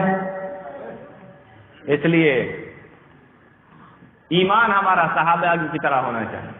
کس کے پاس جاتے تھے ہاتھ دکھانے کے لیے؟ کس کے پاس میں جاتے تھے اپنا بھوشیہ پتہ لگانے کے لیے؟ اللہ کے نبی صلی اللہ علیہ وسلم کے ساتھ میں صحابہ تھے۔ ایک جگہ سفر میں آپ نے پڑاؤ ڈالا، راستے میں روکے، رات میں بارش ہوئی، صبح کو بڑا اچھا موسم نکلا، دھوپ کھلی ہوئی ہے، بڑا اچھا لگ رہا ہے۔ اللہ کے نبی صلی اللہ علیہ وسلم نے ارشاد فرمایا اس بارش کی وجہ سے کچھ لوگ ایمان والے ہو گئے اور اس بارش کی وجہ سے کچھ لوگ بے ایمان ہو گئے، کافر ہو گئے۔ پوچھا صحابہ کرام نے اے اللہ کے نبی صلی اللہ علیہ وسلم وہ کیسے؟ اللہ کے نبی صلی اللہ علیہ وسلم نے ارشاد فرمایا جس نے کل رات یہ کہا کہ یہ بارش میرے اللہ کے حکم سے ہوتی ہے تو وہ تو ایمان والا ہے، اور جس نے یہ کہا کہ فلاں ستارے کی وجہ سے بارش ہوتی ہے تو وہ ایمان سے خارج ہو گیا، ایمان سے نکل گیا۔ آج کہتے ہیں نا لوگ بہت سارے اور یہ ستارہ ادھر سے ادھر چلا جائے گا تو دیکھنا کتنا تیز طوفان آتا ہے، یہ ستارہ جب ادھر جاتا ہے تو بارش ہی ہوتی، میں نے دیکھا ہے۔ اس طریقے کی باتیں کرتے ہیں لوگ۔ تو جس نے کہا کہ ستاروں کی وجہ سے بارش ہوتی ہے، آج بہت سارے لوگ ایک بڑا آسان سا جملہ ہے، معلوم کیا کہتے ہیں؟ آپ کے ستارے گردش میں ہیں۔ کوئی پریشان ہو تو کیا کہتے ہیں؟ آپ لگتا ہے آپ کے ستارے گردش میں ہیں۔ بھائی آپ کے ستارے گردش میں، آپ نے بنائے ستارے یا آپ نے لٹکا رکھے ہیں ستارے؟ اصل میں غیر مسلموں کا یہ عقیدہ ہے کہ یہ جو انسان کی جو قسمت ہوتی ہے یہ ستاروں سے جوائنٹ ہے۔ ستارے جس حساب سے جس چال سے چلتے رہیں گے، سیدھی چال چلیں گے، اس کی قسمت بھی سیدھی چلتی رہے گی۔ ستارے آپس میں ٹکرائیں گے تو اس کی قسمت بھی ٹکرائے گی۔ اس طریقے سے ان کا یہ عقیدہ ہے، اس لیے وہ اپنی کنڈلیاں ملاتے ہیں اور پتہ نہیں کون کون سے کام کرتے ہیں۔ آج ہم نے ان کو دیکھا دیکھی مسلمانوں میں بھی یہ چیز شروع ہو گئی، آپ کے ستارے گردش میں ہیں۔ یہ سب اللہ رب العالمین کی جانب سے ہے۔ اس لیے میرے بھائیوں، اللہ رب العالمین کے اوپر ایمان رکھو۔ اللہ رب العالمین کے اوپر کیسا ایمان؟ میں یہاں اپنی بات کو زیادہ بڑھانا نہیں چاہتا، ورنہ آپ کو معلوم ہے صحابہ اکرام کیسا ایمان لائے تھے۔ وہ سجدے کس کو کیا کرتے تھے؟ کس کو کرتے تھے سجدے؟ اللہ کو کرتے تھے۔ آج مسلمان کہاں سجدے کر رہا ہے؟ یہ محرم الحرام کا مہینہ چل رہا ہے، محرم کا مہینہ، کون سے صحابی ایسے تھے جو ڈھولک بجاتے تھے؟ کن صحابی نے ڈھولک بجائے؟ آج مسلمان بجا رہا ہے یا نہیں بجا رہا ہے؟ کون سے صحابی ایسے تھے جنہوں نے اپنا سینہ پیٹا؟ تو ہے ہمارا ایمان صحابہ کی طرح؟ کون سے صحابی ایسے تھے جو عرس مناتے تھے؟ کون سے صحابی ایسے تھے جو قبروں کے پاس میں بیٹھ کر ان سے دعائیں مانگتے تھے؟ کسی کا نام آپ نہیں بتا سکتے۔ قوالیاں کون سنتا تھا؟ کسی صحابی کا نام آپ نہیں بتا سکتے۔ لیکن یہ سارے کام مسلمان کر رہے ہیں کہ نہیں؟ تو ہمارا ایمان ہے صحابہ کی طرح؟ نہیں ہے ہمارا ایمان. لیکن اللہ کو کیسا ایمان پسند ہے؟ جیسا ایمان صحابہ کو. تو ایک چیز ہو گئی. چلیے یہ تو ہو گئی ایمان کی بات. نماز کا معاملہ لے لو. صحابہ کرام کتنے نمازی، کتنے پکے نمازی، اتنے پکے نمازی، اتنا پکے روزے دار کہ اللہ کے نبی صلی اللہ علیہ وسلم کو منع کرنا پڑتا تھا کہ بھائی تو اب نماز پڑھنا بند کر، روزے رکھنا بند کر دے. اللہ کے نبی صلی اللہ علیہ وسلم کو منع کرنا پڑتا تھا. کتنی حدیثیں اس طریقے کی ہیں. حضرت عبداللہ ابن عمرو ابن عاص رضی اللہ تعالیٰ ایک مرتبہ اللہ کے نبی صلی اللہ علیہ وسلم کے پاس میں آئے اور فرمایا اللہ کے نبی میں کتنے دن میں قرآن کو ختم کیا کروں، کتنے دن میں قرآن کو مکمل کیا کروں. آج لوگ کیا کہتے ہیں قرآن کو ختم، قرآن تھوڑی ختم ہوگا، یہ کہیے کہ مکمل. کہتے ہیں قرآن ختم کر لیا میں نے، یہ نہیں کہنا چاہیے. بہت سارے لوگ عجیب چیز لے کر آتے ہیں. اللہ کے نبی صلی اللہ علیہ وسلم سے پوچھا میں قرآن کتنے دن میں ختم کروں، کتنے دن میں قرآن کو مکمل کروں. اللہ کے نبی صلی اللہ علیہ وسلم نے فرمایا فی شہر، ایک مہینے میں تمہیں قرآن کو پڑھ لیا کرو. کتنے دن میں؟ ایک مہینے میں تم ایک قرآن کو پڑھ لیا کرو. اب دیکھو صحابہ کا ایمان دیکھو کیا کہتے ہیں، انی اجد قوتن، اے اللہ کے نبی صلی اللہ علیہ وسلم میرے اندر اتنی طاقت ہے کہ میں ایک مہینے سے پہلے بھی قرآن کو مکمل کر سکتا ہوں. تو اللہ کے نبی صلی اللہ علیہ وسلم نے فرمایا اقرا فی 20، تو تم 20 دن کے اندر قرآن کو مکمل کر لیا کرو، 20 دن کے اندر قرآن کو پڑھ لیا کرو. صحابہ کہتے ہیں انی اجد قوتن، اے اللہ کے نبی صلی اللہ علیہ وسلم میں 20 دن سے بھی پہلے قرآن کو پڑھ سکتا ہوں، میرے اندر اتنی طاقت ہے. اللہ کے نبی صلی اللہ علیہ وسلم نے فرمایا اقرا فی 15، تو تم 15 دن میں قرآن کو پڑھ لیا کرو، یعنی ایک دن میں 2 پارے پڑھ لیا کرو. صحابی رسول کہنے لگے انی اجد قوتن، اے اللہ کے نبی میں اس سے بھی جلدی قرآن کو مکمل کر سکتا ہوں. اللہ کے نبی صلی اللہ علیہ وسلم نے فرمایا پھر تم 10 دن میں قرآن کو مکمل کر لیا کرو، یعنی روزانہ 3 پارے پڑھ لیا کرو. صحابی رسول نے پھر کہا کہ اللہ کے نبی میں اس سے بھی زیادہ طاقت رکھتا ہوں، یعنی میں 10 دن سے بھی پہلے قرآن کو مکمل کر سکتا ہوں. اللہ کے نبی صلی اللہ علیہ وسلم نے فرمایا اقرا فی 7، تو تم 7 دن میں قرآن کو مکمل کر لیا کرو، 7 دن میں قرآن کو پڑھ لیا کرو. صحابی رسول کہنے لگے انی اجد قوتن، اے اللہ کے نبی میں اس سے بھی زیادہ قرآن کو مکمل کر سکتا ہوں، پہلے پڑھ سکتا ہوں، میں اس سے بھی زیادہ طاقت رکھتا ہوں. اللہ کے نبی صلی اللہ علیہ وسلم نے ارشاد فرمایا کہ جس آدمی نے 3 دن سے پہلے قرآن کو مکمل کر لیا لا یفقہ قرأہ فی اقل من 3، جس نے 3 دن سے پہلے قرآن کو مکمل کر لیا اس نے قرآن کو کچھ سمجھا ہی نہیں. یعنی تم 3 دن سے پہلے قرآن کو نہ پڑھا کرو، کم سے کم 3 دن کے اندر ایک قرآن مکمل کرو، ایک قرآن ختم کرو. اگر اللہ کے نبی منع نہ کرتے کہ 3 دن سے پہلے اگر جس نے پڑھ لیا اس نے قرآن کو کچھ نہیں سمجھا تو وہ تو برابر کہتے جا رہے تھے میں اس سے زیادہ تھا، میں پڑھ سکتا ہوں، میں 4 پارے روز پڑھ سکتا ہوں، میں 5 پارے روز پڑھ سکتا ہوں. اللہ کے نبی دن گھٹاتے جا رہے ہیں، وہ پارے بڑھاتے چلے جا رہے ہیں. ہمارے تمہارے دور کے نہیں تھے، آسان والا نسخہ پوچھنے کے لیے مولانا صاحب کے پاس نہیں جاتے تھے. ہم لوگ تو پوچھتے ہیں نا مولانا صاحب سنت معاف ہو جائیں گی، فرض پڑھ لوں نہیں، 4 ٹائم کی اکٹھا کر لی ہے میں نے، 4 ٹائم کی ہم اکٹھا کر چکے ہیں. یہ صحابہ کرام کا معاملہ نہیں تھا. اللہ کے نبی صلی اللہ علیہ وسلم کو معلوم ہوا ہمارے کو صحابہ ایسے ہیں جو روزانہ روزہ رکھتے ہیں، روزہ رکھتے ہیں. رمضان کے مہینے میں نہیں، رمضان کے مہینے میں تو پورے مہینے روزے رکھنا فرض ہے سارے مسلمانوں کے لیے، جس کے اوپر روزہ فرض ہو گیا. لیکن یہ تو رمضانوں کے علاوہ بھی روزے رکھتے چلے جاتے، روزانہ روزہ رکھتے ہیں. اللہ کے نبی جناب محمد رسول اللہ صلی اللہ علیہ وسلم نے ارشاد فرمایا اے میرے صحابہ ایسے روزانہ روزے مت رکھا کرو. اگر کسی آدمی کو روزے رکھنا ہی ہے اور اس کو روزے رکھنے کا شوق ہے تو 1 دن روزہ رکھے، 1 دن چھوڑ دے، 1 دن روزہ رکھے پھر 1 دن چھوڑ دے. جس طریقے سے اللہ کے نبی حضرت داؤد علیہ السلام روزے رکھا کرتے تھے، وہ 1 دن روزہ رکھتے 1 دن چھوڑ دیتے، 1 دن روزہ رکھتے پھر 1 دن چھوڑ دیتے. اسی طریقے سے روزہ رکھا کرو، روزانہ روزے نہ رکھو. ہاں نفل روزوں کی بات چل رہی ہے، میری اس بات کو رمضانوں میں فٹ نہ کر لینا کہ وہ وہاں پہ چلو ٹھیک ہے دلیل مل گئی، مولانا صاحب بتا کے گئے ایک دن روزہ رکھو ایک دن چھوڑ دو۔ اللہ کے نبی حضرت داؤد علیہ السلام بھی ایسے ہی رکھتے تھے، ہم بھی رکھ لیں گے۔ رمضانوں میں نہیں، وہاں تو پورے ہی رکھنا ہے، وہ تو پورے مہینے کے ہیں۔ نفلی روزے اللہ کے نبی صلی اللہ علیہ وسلم منع کرنا پڑتا تھا صحابہ کو، اتنی نمازیں پڑھا کرتے تھے، اتنی نمازیں صحابہ کرام پڑھا کرتے تھے۔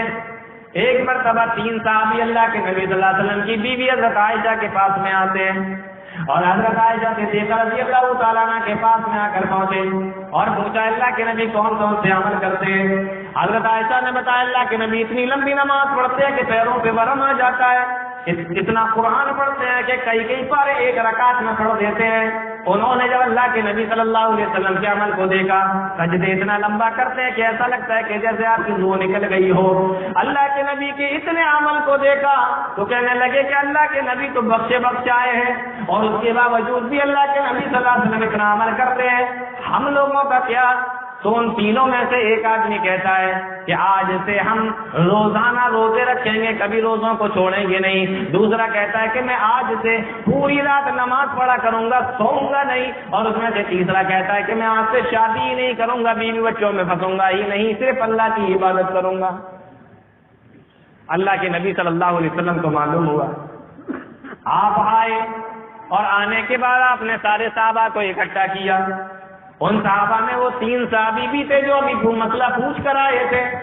اللہ کے نبی صلی اللہ علیہ وسلم نے ان سے فرمایا انتم الذی قلتم کذا وکذا، اے میرے صحابہ تم لوگوں میں سے ایسے ایسے لوگ بھی ہیں جنہوں نے یہ بات کہی ہے۔ دیکھو اللہ کے نبی صلی اللہ علیہ وسلم کے سمجھانے کا طریقہ، آپ نے یہ نہیں کہا ارے وہ صاحب تو ایسے ہیں میرے گھر پر آئے اور یہ کہہ کر آئے، جیسے ہمارے یہاں جو طریقہ چلتا ہے نا نام لے کر برائی کرنا۔ آپ نے اتنے صحابہ کے درمیان نام نہیں لیا، برا لگے گا، ایک عام بات کہہ دی کہ ایسے ایسے لوگ بھی موجود ہیں جو یہ کہتے ہیں کہ میں رات بھر نماز پڑھوں گا، میں ہمیشہ روزے رکھوں گا، میں شادی نہیں کروں گا۔ اللہ کے نبی صلی اللہ علیہ وسلم نے فرمایا دیکھو میں روزے بھی رکھتا ہوں، چھوڑ بھی دیتا ہوں، میں نماز بھی پڑھتا ہوں، رات میں سوتا بھی ہوں، اور میں نے شادیاں بھی کی۔ تو نبی کریم صلی اللہ علیہ وسلم فرمایا کہ میرے طریقے پر چلو۔ آپ کو منع کرنا پڑتا تھا، اتنی نمازیں اتنے روزے رکھا کرتے تھے۔ آج یہاں پر یہ حال ہے کہ زبردستی بھی اگر ان کو لے کر جاؤ نماز پڑھانے کے لیے تب بھی پیچھے چھوڑا کر بھاگ۔ یہ ایمان تھا صحابہ کرام کا، جیسا کہ آج ہم لوگ کر رہے ہیں۔ اللہ رب العالمین کو یہ ایمان پسند نہیں، اللہ کو یہ ایمان قبول ہی نہیں ہے۔ آئیے ذرا غور کیجئے،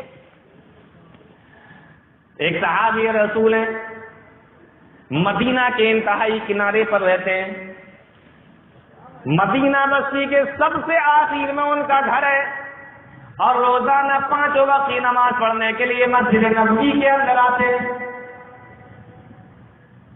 جب صحابہ نے دیکھا کہ یہ اتنی دور سے 5 وقت کی نماز پڑھنے کے لیے مسجد نبوی کے اندر آتے ہیں، تقریباً 4-5 کلومیٹر کا سفر، 4-5 کلومیٹر ایک طرف سے یعنی دونوں طرف سے تقریباً 10 کلومیٹر چلنا پڑتا ہے۔ تو صحابہ کہنے لگے ان صحابی رسول سے تم ایک گدھا کیوں نہیں خرید لیتے، ایک گھوڑا کیوں نہیں خرید لیتے جس پر بیٹھ کر تم نماز پڑھنے کے لیے آؤ، جس پر بیٹھ کر تم نماز پڑھنے کے لیے آؤ، اس گھوڑے پر بیٹھ کر، اس گدھے پر بیٹھ کر تم نماز پڑھنے کے لیے آ جایا کرو۔ اتنی دور سے آتے ہو، تھک جاتے ہوگے، اتنی دور جاتے ہو، تھک جاتے ہوگے، اور دن بھر میں 5 نمازیں ہوتی ہیں، اگر ایک طرف سے آنے جانے کا، ایک بار میں آنے جانے کا 10 کلومیٹر ہوا تو میرے بھائیوں بتاؤ کہ 5 وقت میں وہ کتنا چلتے ہوں گے، کتنا چلتے ہوں گے؟ جوڑ دیا کتنا ہوا؟ 50 کلومیٹر۔ ہم 50 قدم نہیں چل پاتے، ہم 50 قدم نہیں چل پاتے، 50 کلومیٹر، اللہ اکبر! سوچو ذرا، 5 وقت کی نماز پڑھنے کے لیے روزانہ 50 کلومیٹر چلتے ہیں۔ صحابی رسول سے نبی کے دوسرے صحابہ نے مشورہ دیا ایک گھوڑا خرید لو، اور ایک حدیث کے اندر آیا کہ گدھا خرید لو، کیونکہ اس دور کے اندر لوگ گھوڑے پر بھی بیٹھتے تھے، گدھے پر بھی بیٹھتے تھے۔ آج ہمارے یہاں کوئی گدھے پر بیٹھ جائے تو سب لوگ کہیں گے اس کو دیکھو کیا ہے یار، گدھے پہ گھوم رہا ہے. لیکن گدھے کی سواری ہمارے نبی نے بھی کی ہے، شاید آپ کو معلوم. تو کوئی وہ بری بات نہیں ہے اگر کوئی گدھے پر بیٹھ رہا ہے. ان سے کہا یہ گدھا خرید لو. کہا کیوں خرید لیں؟ جواب دیا کہ اگر تم گدھا خرید لو گے اس پر بیٹھ کر آؤ گے، پہلی چیز تو تم اتنا چلنے سے بچ جاؤ گے، دوسری چیز سردی کے موسم میں تمہیں سردی کم لگے گی، گرمی کے موسم میں گرمی کم لگے گی، برسات کے موسم میں جلدی آ جایا کرو گے، اور اگر رات کے اندھیرے میں آ رہے ہو تو سانپ بچھو کے ڈسنے سے بھی بچ جاؤ گے، اور دن کے اجالے میں آ رہے ہو تو گرم ریت پر چلنے سے بھی بچ جاؤ گے. غرض یہ کہ اگر تم سواری خرید لو گے تو کئی طرح کے تمہارے فائدے ہو جائیں گے.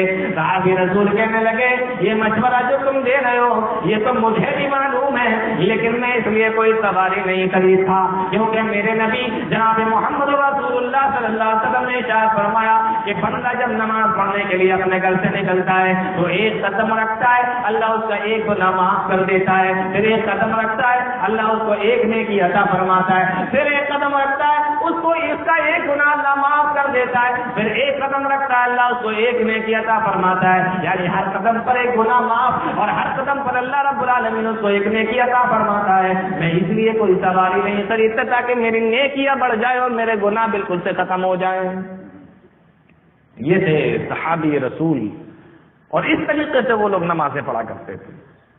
اللہ رب العالمین نے ایسے ہی لوگوں کے بارے میں قرآن کے اندر فرمایا رجال لا تلہیہم تجارت ولا بیع عن ذکر اللہ. اے میرے نبی آپ کے صحابہ میں تو ایسے لوگ بھی موجود ہیں لا تلہیہم تجارت ولا بیع، ان کی خرید و فروخت، ان کی بزنس، ان کی تجارت نہ تو ان کو اللہ کے ذکر سے روکتی ہے، وہ اقام الصلاۃ نہ نماز پڑھنے سے روکتی ہے، وہ ایتاء الزکاۃ نہ زکات دینے سے روکتی ہے، یخافون یوما تتقلب فیہ القلوب والابصار.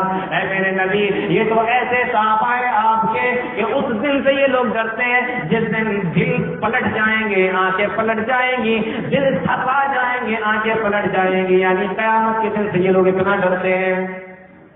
ان کی تجارت، ان کا بزنس، ان کا کاروبار نہ ان کو اللہ کے ذکر سے روکتی ہے، نہ نمازوں سے روکتی ہے، نہ زکات سے روکتی ہے. آج ہمارا عقیدہ یہ بنا ہوا ہے دکان چھوڑ کر چلے جائیں گے تو دکان چھوڑ کر چلے جائیں گے تو پھر گراہک چلا جائے گا، گراہک چلا جائے گا. روزی دینے والا کون ہے مسلمانوں؟ میں تم سے پوچھتا ہوں، اتنا تو ایمان ہوگا ہی تمہارا. کون ہے؟ اللہ رب العالمین ہے روزی دینے والا. اور آپ کو معلوم ہے جو لوگ سعودیہ میں رہتے ہیں انہیں پتا ہوگا جب اذان کا ٹائم ہوتا وہ بھی اپنی دکانیں کھول کر چلے جاتے ہیں. اور ہم لوگوں سے مالدار ہیں یا غریب ہیں؟ مالدار ہے نا. تو روزی دینے والا اللہ رب العالمین ہے. اس لیے مسلمانوں ایمان ایسا بنا ہو جیسا صحابہ کرام کا. میرا موضوع یہی ہے، آج کا ٹاپک یہ ہے. اللہ اکبر. آئیے ذرا غور کیجئے. ایک واقعہ میں آپ کو بتاتا ہوں ایمان کس کو کہتے ہیں، صحابہ کرام کا ایمان کیسا تھا. صحابی رسول حضرت عبداللہ ابن عمر رضی اللہ تعالیٰ عنہ، بڑا پیارا واقعہ ہے. یہ حضرت عمر فاروق رضی اللہ تعالیٰ عنہ کے بیٹے ہیں، بہت مشہور صحابی حضرت عبداللہ ابن عمر رضی اللہ تعالیٰ. سخت گرمیوں کا زمانہ تھا، دوپہر کا وقت تھا، ایک سفر میں جا رہے تھے. ان کے ساتھ میں کچھ ان کے دوست بھی تھے، کچھ لوگ بھی تھے. یہ لوگ ایک سفر میں نکل کے جا رہے تھے. سخت جب گرمی کا زمانہ، دوپہر کا وقت، اور سورج کی گرمی جب دوپہر کا وقت آیا تو انہوں نے ایک پہاڑ کے سائے میں اپنے ان ساتھیوں سے کہا کہ چلو یہاں پہ تھوڑی دیر رک جاتے ہیں، یہاں تھوڑی دیر آرام کرتے ہیں، دھوپ تھوڑی کم ہو جائے گی تب یہاں سے چلیں گے. ایک پہاڑ کے سائے میں یہ سارے کے سارے لوگ رک گئے. جب یہ سارے کے سارے لوگ رکے تو انہوں نے کہا کہ چلو ٹھیک ہے دوپہر کا وقت تو ہی گیا، دسترخوان بچھاؤ کھانا کھا لیتے ہیں. کھانا بھی کھانے کا بھی ٹائم ہو گیا. ساتھیوں نے دسترخوان بچھا دیا اور کھانے کا ٹائم ہوا. پورے دسترخوان پر کھانا لگا دیا گیا. سارے ساتھی اور حضرت عبداللہ ابن عمر رضی اللہ تعالیٰ یہ سارے کے سارے لوگ اس دسترخوان پر بیٹھ گئے. ابھی کھانا شروع نہیں کیا ہے. اتنے میں حضرت عبداللہ ابن عمر رضی اللہ تعالیٰ کو دیکھتے ہیں دور سے ایک چرواہا اپنی بکریوں کو ہانکتا ہوا ہوا اسی پہاڑ کے سائے میں لا رہا ہے. اب ظاہر سی بات ہے عبداللہ ابن عمر بھی دھوپ سے بچنا چاہتے تھے اور وہ چرواہا بھی دھوپ سے بچنا چاہتا تھا. وہ بھی وہاں پر آ کے آرام کرنا چاہتا تھا. وہ اپنی بکریوں کو اسی طرف لے کے آ رہا ہے اور حضرت عبداللہ ابن عمر رضی اللہ تعالیٰ عنہ اس کو دیکھ رہے ہیں. جب وہ پاس میں آ گیا اپنی بکریوں کو لے کر اس پہاڑ کے سائے میں آ گیا, دسترخوان لگا ہوا ہے, کھانا بھی شروع نہیں کیا ہے. حضرت عبداللہ ابن عمر رضی اللہ تعالیٰ عنہ نے اس چرواہے سے کہا کہ آؤ بھائی, کھانا لگا ہوا ہے, دسترخوان بچھا ہوا ہے, تم بھی آؤ میرے ساتھ میں کھانا کھا لو. دوپہر کا وقت ہے, کھانے کا ٹائم ہو گیا, تم بھی آؤ میرے ساتھ میں کھانا کھا لو. تو وہ چرواہا جواب دیتا ہے کہ آپ لوگ کھانا کھا لیجیے, میں روزے سے ہوں. کیا جواب دیا؟ آپ کھانا کھا لیجیے, میں روزے سے ہوں. حضرت عبداللہ ابن عمر رضی اللہ تعالیٰ عنہ نے اس سے کہا کہ یہ کون سا روزہ تم نے رکھا ہے؟ اگر رمضان کے مہینے کے روزے ہوتے تو ہم بھی روزے سے ہوتے, اگر یہ فرض روزے ہوتے تو ہم نے بھی رکھا ہوتا, ہمارے ساتھیوں کا بھی روزہ ہوتا, لیکن یہ تم نے کون سا روزہ رکھا ہوا ہے؟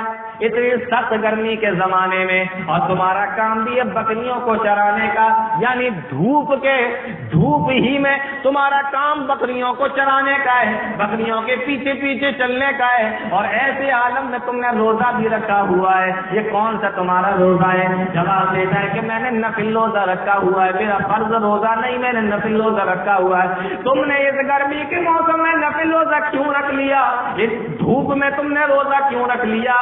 تو جواب دیتا ہے یہ روزہ میں نے اس لیے رکھ لیا ہے, میں نے یہ سوچا کہ زندگی کا کوئی بھروسہ نہیں, زندگی تو بہت چھوٹی سی ہے, اور میں یہ چاہتا ہوں کہ جب اللہ رب العالمین کے پاس میں جاؤں تو بہت زیادہ نیکیاں لے کر جاؤں. اس چھوٹی سی زندگی میں بہت زیادہ نیکیاں لے کر اللہ رب العالمین کے پاس میں جاؤں, میں نے اس لیے روزہ رکھا ہوا ہے.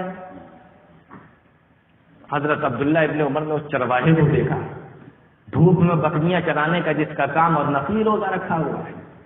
حضرت عبداللہ ابن عمر کہتے ہیں کہ لاؤ ذرا چیک کرتے ہیں کہ اس کا روزہ اس کو فائدہ دے رہا ہے یا نہیں, ایمان کیسا ہے اس کا, لاؤ ذرا چیک کرتے ہیں.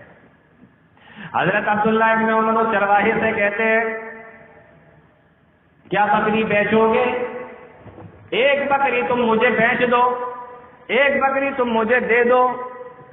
تو وہ چرواہا جواب دیتا ہے کہ بکری میری نہیں ہے, میں یہ بکری نہیں دے سکتا. کہا کہ فری میں تھوڑی تم سے مانگ رہے ہیں, پیسہ لے لو, بکری مجھے دے دو, اور اپنے مالک سے کہہ دینا کہ بکری کو بھیڑیا لے گیا. کیونکہ جنگل کے اندر تو ایسا ہوتا رہتا ہے کہ بھیڑیے آتے ہیں بکریوں کو لے جاتے ہیں, ایسا عام طور پہ ہوتا رہتا ہے. تم بھی اپنے مالک سے کہہ دینا, اور پیسے تم اپنی جیب میں رکھ لینا, مالک سے کہہ دینا کہ بکری کو بھیڑیا لے گیا. تو وہ چرواہا جواب دیتا ہے کہ میں اپنے مالک سے تو کہہ دوں گا کہ بکری کو بھیڑیا لے گیا, لیکن ساری کائنات کے مالک سے میں کیا کہوں گا, اس مالک کو میں کیا جواب دوں گا؟ جب اس کے سامنے مجھے کھڑا کر دیا جائے گا تو میں وہاں پر کیا جواب دوں گا؟ اور کہتا ہے این اللہ, اگر میرے مالک کو نہیں معلوم تو سارے کائنات کے مالک کو تو معلوم ہے, وہ میرا پروردگار تو دیکھ رہا ہے, اس کے سامنے کھڑا ہو کر میں کیا جواب دوں گا؟ یہ جواب دیا اور اپنے بکریوں کو ہانکتا ہوا وہاں سے چلا گیا, اپنی بکریوں کو وہاں سے لے گیا. حضرت عبداللہ ابن عمر رضی اللہ تعالیٰ عنہ نے جب ان کے اس جواب کو سنا, آپ کی آنکھوں سے آنسو نکل آئے, اور بڑی دیر تک اس جواب کو دہراتے رہے کہ میں اللہ کو کیا جواب دوں گا, میں اللہ کو کیا جواب دوں گا. جب وہ چرواہا اپنے بکریوں کو لے کر آنکھوں سے اوجھل ہو گیا, جب وہ وہاں سے چلا گیا, حضرت عبداللہ ابن عمر کہنے لگے کہ یہ چرواہا کون ہے؟ ذرا بتاؤ مجھے چرواہا ہے کون؟ تو کہا کہ یہ چرواہا مدینے کے اندر اس شخص کا غلام ہے, فلاں آدمی کا غلام ہے, مدینہ کا ہے. حضرت عبداللہ ابن عمر رضی اللہ تعالیٰ عنہ کہنے لگے جب ہم مدینہ واپس جائیں تو ہمیں یاد دلا دینا. سفر سے واپس آئے, مدینہ پہنچے, اور مدینہ پہنچنے کے بعد اس مالک کے پاس میں پہنچے جس کا وہ چرواہا تھا, اور اس سے جا کر کہنے لگے میں آپ کے چرواہے کو, میں آپ کے غلام کو خریدنا چاہتا ہوں, میں آپ کے غلام کو خریدنا چاہتا ہوں. وہ کہنے لگا کہ آپ مجھے مناسب اگر پیسہ دیں گے تو میں بیچنے کے لیے بھی تیار ہوں۔ حضرت عبداللہ ابن عمر رضی اللہ تعالیٰ عنہ نے اس کو پیسہ دے دیا اور اس نے غلام ان کو دے دیا۔ غلام کو انہوں نے خرید لیا اور خرید کر انہوں نے غلام کو آزاد کر دیا، اور جو بکریاں تھیں وہ بکریاں بھی حضرت عبداللہ ابن عمر نے اس سے خرید لی، اور وہ ساری بکریاں بھی اسی غلام کو دے دی کہ آج سے تم بھی آزاد ہو اور یہ بکریاں بھی تمہاری ہیں۔ اور میرے بھائیوں، اس موقع پر حضرت عبداللہ ابن عمر رضی اللہ تعالیٰ عنہ نے ایک جملہ کہا تھا، اس جملے کو یاد کر لو۔ حضرت عبداللہ ابن عمر رضی اللہ تعالیٰ عنہ نے فرمایا تھا، اے لوگوں، اس ایک جملے نے کہ میرا اللہ تو مجھے دیکھ رہا ہے، میں اللہ کو کیا جواب دوں گا، اس ایک جملے نے اس غلام کو غلامی سے آزاد کرا دیا، اور مجھے اپنے رب کی ذات سے امید ہے یہی جملہ اس کو جہنم سے بھی آزاد کرا دے گا۔ یہی جملہ اس کو جہنم سے، جس نے غلامی سے آزاد کرا دیا، کہ میں اپنے اللہ کو کیا جواب دوں گا۔ یہ ایمان ہوا کرتا تھا میرے بھائی اس دور کے اندر صحابہ کا۔ یہی ایمان چاہیے اللہ رب العالمین کو، اسی کو اللہ رب العالمین نے قرآن کے اندر کہا فَإِنْ آمَنُوا بِمِثْلِهِ۔ ایک بڑی پیاری بات آپ کو بتاتا ہوں، صحابہ اکرام اللہ اکبر کیا نبی کے صحابی تھے۔ ایک بار سن لیجیے آپ، صحابہ میں 4 لوگ قرآن کے معاملے میں بڑے مشہور تھے کہ ان کو قرآن بڑا اچھا یاد ہے، قرآن بہت اچھا پڑھنا جانتے ہیں۔ حضرت ابی ابن کعب رضی اللہ تعالیٰ، جن کو حضرت عمر فاروق نے امام بنایا تھا تراویح پڑھانے کے لیے، تراویح پڑھایا کرتے تھے یہ صحابہ کو، حضرت ابی ابن کعب، زید بن ثابت، معاذ ابن جبل کو اللہ کے نبی صلی اللہ علیہ وسلم نے یمن کا گورنر بنا کر بھیجا تھا، زید بن ثابت، انہوں نے قرآن کو لکھا اللہ کے نبی صلی اللہ علیہ وسلم کے انتقال کے بعد، اور ایک ابو زید۔ یہ 4 لوگ تھے جو بڑے مشہور تھے کہ یہ قرآن کے بہت اچھے قاری ہیں، بہت اچھا قرآن کو پڑھنے والے۔ یہ سارے کے سارے مدینہ میں جو 2 قبیلے تھے، اوس اور خزرج، یہ قبیلہ خزرج کے تھے، یہ چاروں کے چاروں قبیلہ خزرج کے تھے۔ ایک بار اوس کے کچھ لوگ بیٹھے اور کچھ لوگ خزرج کے بیٹھے، قبیلہ خزرج کے دونوں کے بیٹھے، اور دونوں لوگ بیٹھے ہوئے ہیں، اوس قبیلے کے لوگ بھی، خزرج قبیلے کے لوگ بھی، اور دونوں لوگ مل کر باتیں کر رہے ہیں۔ اور کیا باتیں کرتے ہیں وہ بات سن لیجیے۔ دونوں لوگ مل کر باتیں کر رہے ہیں قبیلے کے لوگ۔ اوس والے کہتے ہیں خزرج والوں سے کہ دیکھو، ہمارے قبیلے میں حضرت حنظلہ رضی اللہ تعالیٰ عنہ ہوئے ہیں۔ حضرت حنظلہ، وہ حنظلہ کہ جب میدان احد کے اندر ان کو شہید کر دیا گیا تو فرشتوں نے ان کو غسل دیا۔ واقعہ مشہور ہے، آپ لوگوں نے سنا ہوگا۔ فرشتوں نے ان کو غسل دیا، جن کا لقب ہی غسیل الملائکہ پڑ گیا، فرشتوں کا غسل دیا گیا، غسیل الملائکہ جن کا لقب پڑ گیا۔ اوس والے کہتے ہیں ہمارے یہاں حنظلہ ہوئے ہیں ہمارے قبیلے میں جن کو غسیل الملائکہ کہا جاتا ہے، فرشتوں نے جن کو غسل دیا۔ اچھا، پھر کہتے ہیں ہمارے یہاں عاصم بن ثابت ہوئے ہیں، اللہ رب العالمین نے مدھو مکھیوں کے ذریعے سے جن کی لاش کی حفاظت فرمائی تھی، اور کوئی مکہ کا مشرک اس لاش کے قریب تک نہیں آ پایا تھا۔ پھر کہنے لگے ہمارے یہاں سعد ابن معاذ ہمارے قبیلے کے ہوئے ہیں، یہ وہ صحابی رسول ہیں جب ان کا انتقال ہوا اللہ کے نبی صلی اللہ علیہ وسلم نے فرمایا کہ ان کے انتقال سے اللہ کا عرش بھی ہل گیا ہے، اور نبی نے فرمایا کہ 70,000 فرشتے ان کی جنازے کی نماز اور ان کو لے جانے کے لیے جو قبرستان میں لے کر جاتے ہیں، 70,000 فرشتے اللہ رب العالمین کے اترے ہیں۔ یہ باتیں کر رہے ہیں آپس میں اور کہہ رہے ہیں کہ ہمارے یہاں ایسے ایسے صحابہ ہوئے ہیں۔ اب پوچھتے ہیں تمہارے یہاں کون ہوا، تمہارے یہاں کون ہوا؟ خزرج والے جواب دیتے ہیں تم نے اپنے صحابیوں کا نام بتایا کہ سعد ابن معاذ، عرش ہل گیا، اور ایک صحابی کا نام اور بتایا خزیمہ۔ یہ کون صحابی ہے جانتے ہیں؟ یہ وہ صحابی رسول اللہ خزیمہ، اللہ کے نبی صلی اللہ علیہ وسلم نے ایک مرتبہ ایک گھوڑا خریدا، ریٹ طے ہو گئے, کتنے کا دو گے؟ مثال کے طور پر اس نے کہہ دیا 5000 درہم کا میں دوں گا گھوڑا. اللہ کے نبی فرماتے ہیں چل گھوڑا لے کے میرے ساتھ میں آ, میں اپنے گھر سے تجھے پیسہ دے دیتا ہوں. یہ راستے میں گھوڑا لے کر آ رہا تھا, اللہ کے نبی آگے آگے تھے. پیچھے سے کسی نے پوچھا کیا بیچ رہا ہے؟ کہنے لگا ہاں بیچ رہا ہوں. کتنے کا ہے؟ اس نے کہا یہ 6000 کا ہے. وہ کہنے لگا ٹھیک ہے 6000 میں دے رہا ہوں, گھوڑا مجھے دے دے. اب یہ آواز لگا رہا ہے ارے آپ گھوڑا لیں گے یا نہیں ورنہ میرا بکا جا رہا ہے. اللہ کے نبی نے فرمایا بکا جا رہا ہے, میں تو لے چکا ہوں, پیسے کی بات ہے, تو گھر پہ چل کے پیسہ لے لے, سودا تو پورا ہو چکا ہے. کہنے لگے نہیں نہیں کوئی سودا نہیں ہوا ہے. اب اس کے من میں لالچ آ گیا, 5000 کی چیز 6000 میں بکنے لگے, آدمی سوچے گا لاؤ 1000 ملی تو نہ ہے. کہا کہ ہمارا تمہارا کوئی سودا نہیں ہوا. اللہ کے نبی نے فرمایا ارے بازار میں تو ہمارا تیرا سودا ہوا تھا اور اتنے میں بات طے ہو گئی تھی, پکی ہو گئی تھی. کہتا اچھا اگر سودا ہو گیا ہے تو کوئی گواہ لے کر آؤ, کوئی گواہ لے کر آؤ. اللہ کے نبی فرماتے ہیں وہاں کون گواہ تھا, ہم ہی دونوں تو ہیں, کوئی گواہ نہیں تھا. کہا جب کوئی گواہ نہیں تھا پھر وہاں سے صحابی رسول حضرت خزیمہ نکل کے جا رہے تھے. کہنے لگے اللہ کے نبی کیا معاملہ ہے؟ اللہ کے نبی نے فرمایا کہ یہ ساری بات ہے, اس طریقے کا معاملہ ہے. کہنے لگے یہ گواہ مانگ رہا ہے. کہا کہ میں گواہ ہوں, میں گواہ ہوں, نبی نے تیرے ساتھ میں سودا کیا ہے, گھوڑا خریدا ہے تو اس سے میں گواہ ہوں. اللہ کے نبی نے فرمایا خزیمہ تم کیسے کہہ سکتے ہو, تم تو وہاں موجود ہی نہیں تھے. فرمایا اللہ کے نبی یہ تو اتنی چھوٹی سی بات ہے, آپ کہتے ہیں جنت ہے, ہم نے دیکھی نہیں ہے, ہم وہاں موجود نہیں تھے, ہم کہتے ہیں جنت ہے, آپ کہتے ہیں جہنم ہے, ہم کہتے ہیں ہاں جہنم ہے, آپ کہتے ہیں میرے پاس آسمان سے فرشتہ آتا ہے, ہم مانتے ہیں. جب اتنی بڑی بڑی باتوں کو مانتے تو آپ کی اتنی چھوٹی سی بات کو کیوں نہیں مانیں گے؟ آپ نے کیا ہوگا سودا, میں گواہی دیتا ہوں آپ نے سودا کیا. یہ جھوٹ بول رہا ہے گھوڑا بیچنے والا. اللہ کے نبی صلی اللہ علیہ وسلم حضرت خزیمہ کی بات سے اتنا خوش ہوئے, اتنا خوش ہوئے, آپ نے فرمایا اے خزیمہ آج کے بعد تم کسی بھی چیز کی گواہی دو گے, تمہارے اکیلے کی گواہی 2 کے برابر سمجھی جائے گی. یعنی کسی چیز کے لیے 2 گواہ کھڑے ہوں گے, وہاں تم اکیلے کھڑے ہو جاؤ گے, تمہاری اکیلے کی گواہی 2 کے برابر مانی جائے گی.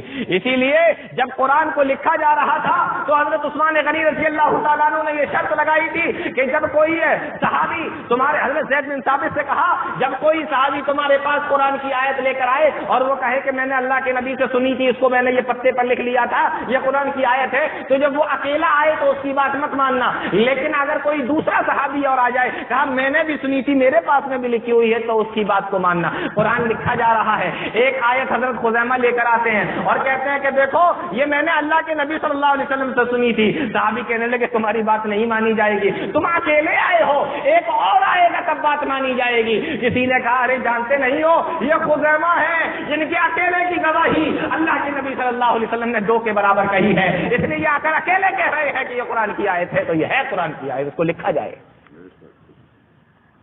قبیلہ اوس کے لوگ کہتے ہیں کہ میرے پاس ایسے ایسے لوگ گزرے ہیں میرے قبیلے کے اندر.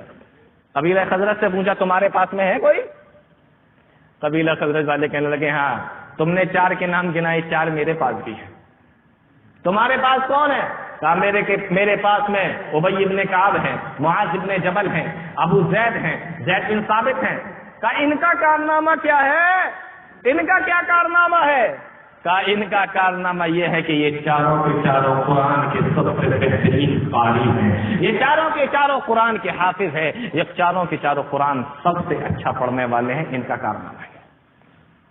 وہ 4 لے کر آئے, غسیل الملائکہ, فرشتوں کا غسل دینے والے, فرشتوں نے جن کو غسل دیا, ایسے لوگوں کو لے کر آئے جن کی موت پر عرش ہل گیا. لیکن ان کے مقابلے میں خزرج والوں نے کن کو پیش کیا؟ قرآن بہترین پڑھنے والا, قرآن کا حافظ, قرآن کو یاد کرنے والا. مسلمانوں یہ ہے قرآن کی اہمیت اور یہ ہے قرآن پڑھنے کا فائدہ اور یہ ہے صحابہ کی نظر میں قرآن کی عزت. آج پورے گھر کے اندر قرآن کو پڑھنے والے کتنے ہیں؟ بوڑھا بڑا, عورت, جوان, بچہ. انگریزی آتی ہے, ہندی آتی ہے اور دوسری چیزیں آتی ہیں, نہیں آتا تو قرآن نہیں آتا, قرآن پڑھنا نہیں جانتے, نہ کبھی خود پڑھا نہ اپنے بچوں کو پڑھانے کی کبھی کوشش کرتے ہیں.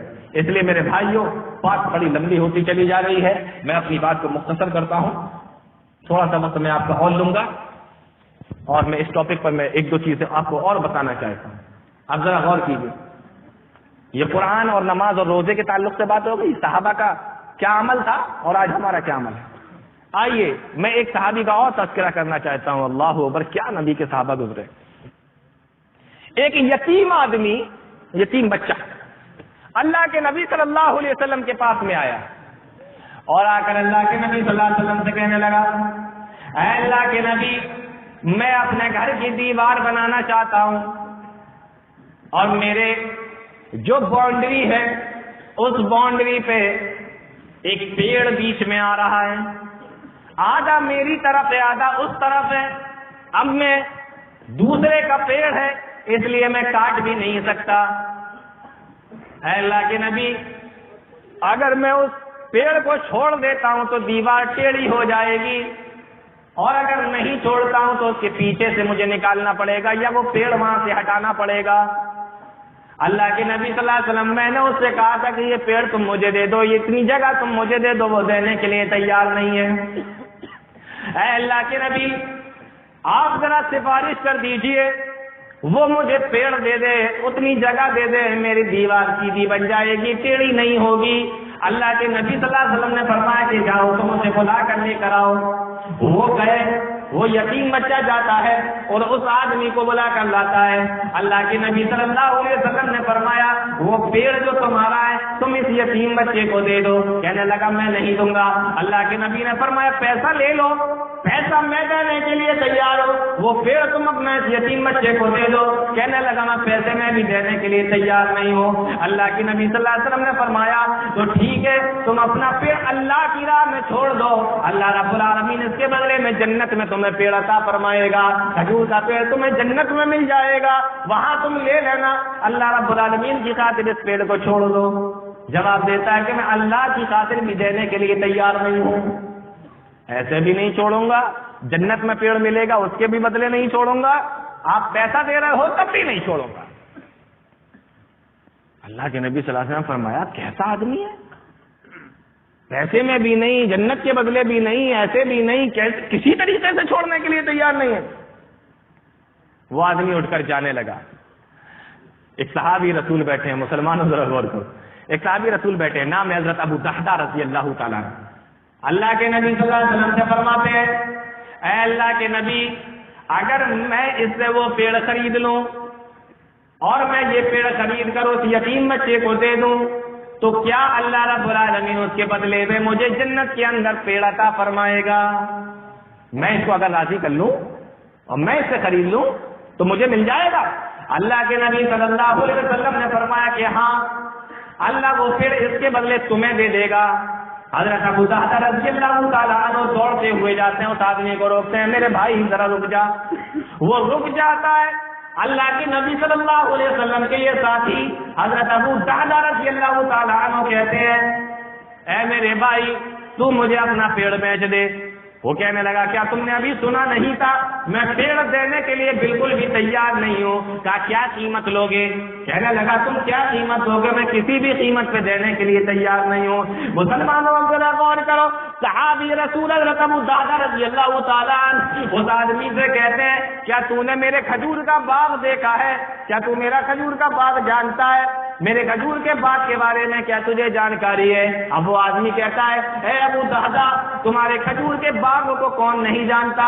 مدینے کے اندر اکیلے تمہارا ایسا باغ ہے جس باغ کے اندر 600 کھجور کے پیڑ لگے ہوئے ہیں. کتنے پیڑ لگے ہیں؟ 600 کھجور کے پیڑ لگے ہوئے ہیں. تمہارا باغ کون نہیں جانتا؟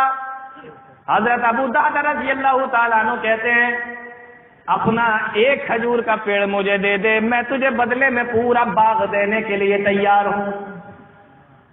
بتا تجھے سودا منظور ہے؟ جواب دیتا ہے کہ منہ کھلا کا کھلا رہ گیا، بانچیں کھل گئی.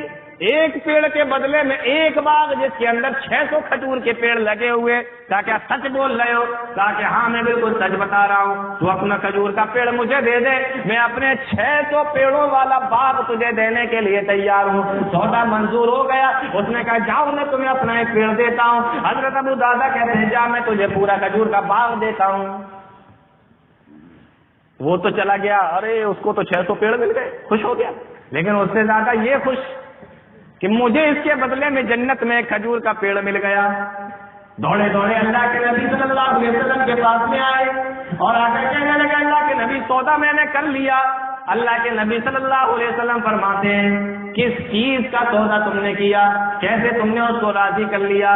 فرمایا اللہ کے نبی میں نے وہ پیڑ ان سے خرید لیا ہے اور اس کے بدلے میں نے اپنے 600 کھجور کے پیڑوں کا باغ اس کو دے دیا ہے تاکہ اللہ رب العالمین مجھے اس ایک پیڑ کے بدلے میں جنت کے اندر کھجور کا پیڑ عطا فرما دے.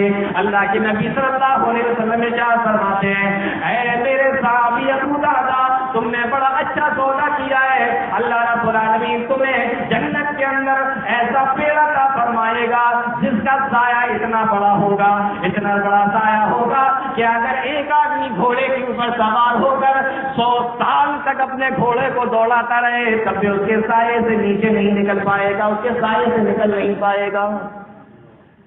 اللہ ایسا پیڑ تمہیں عطا فرمائے گا.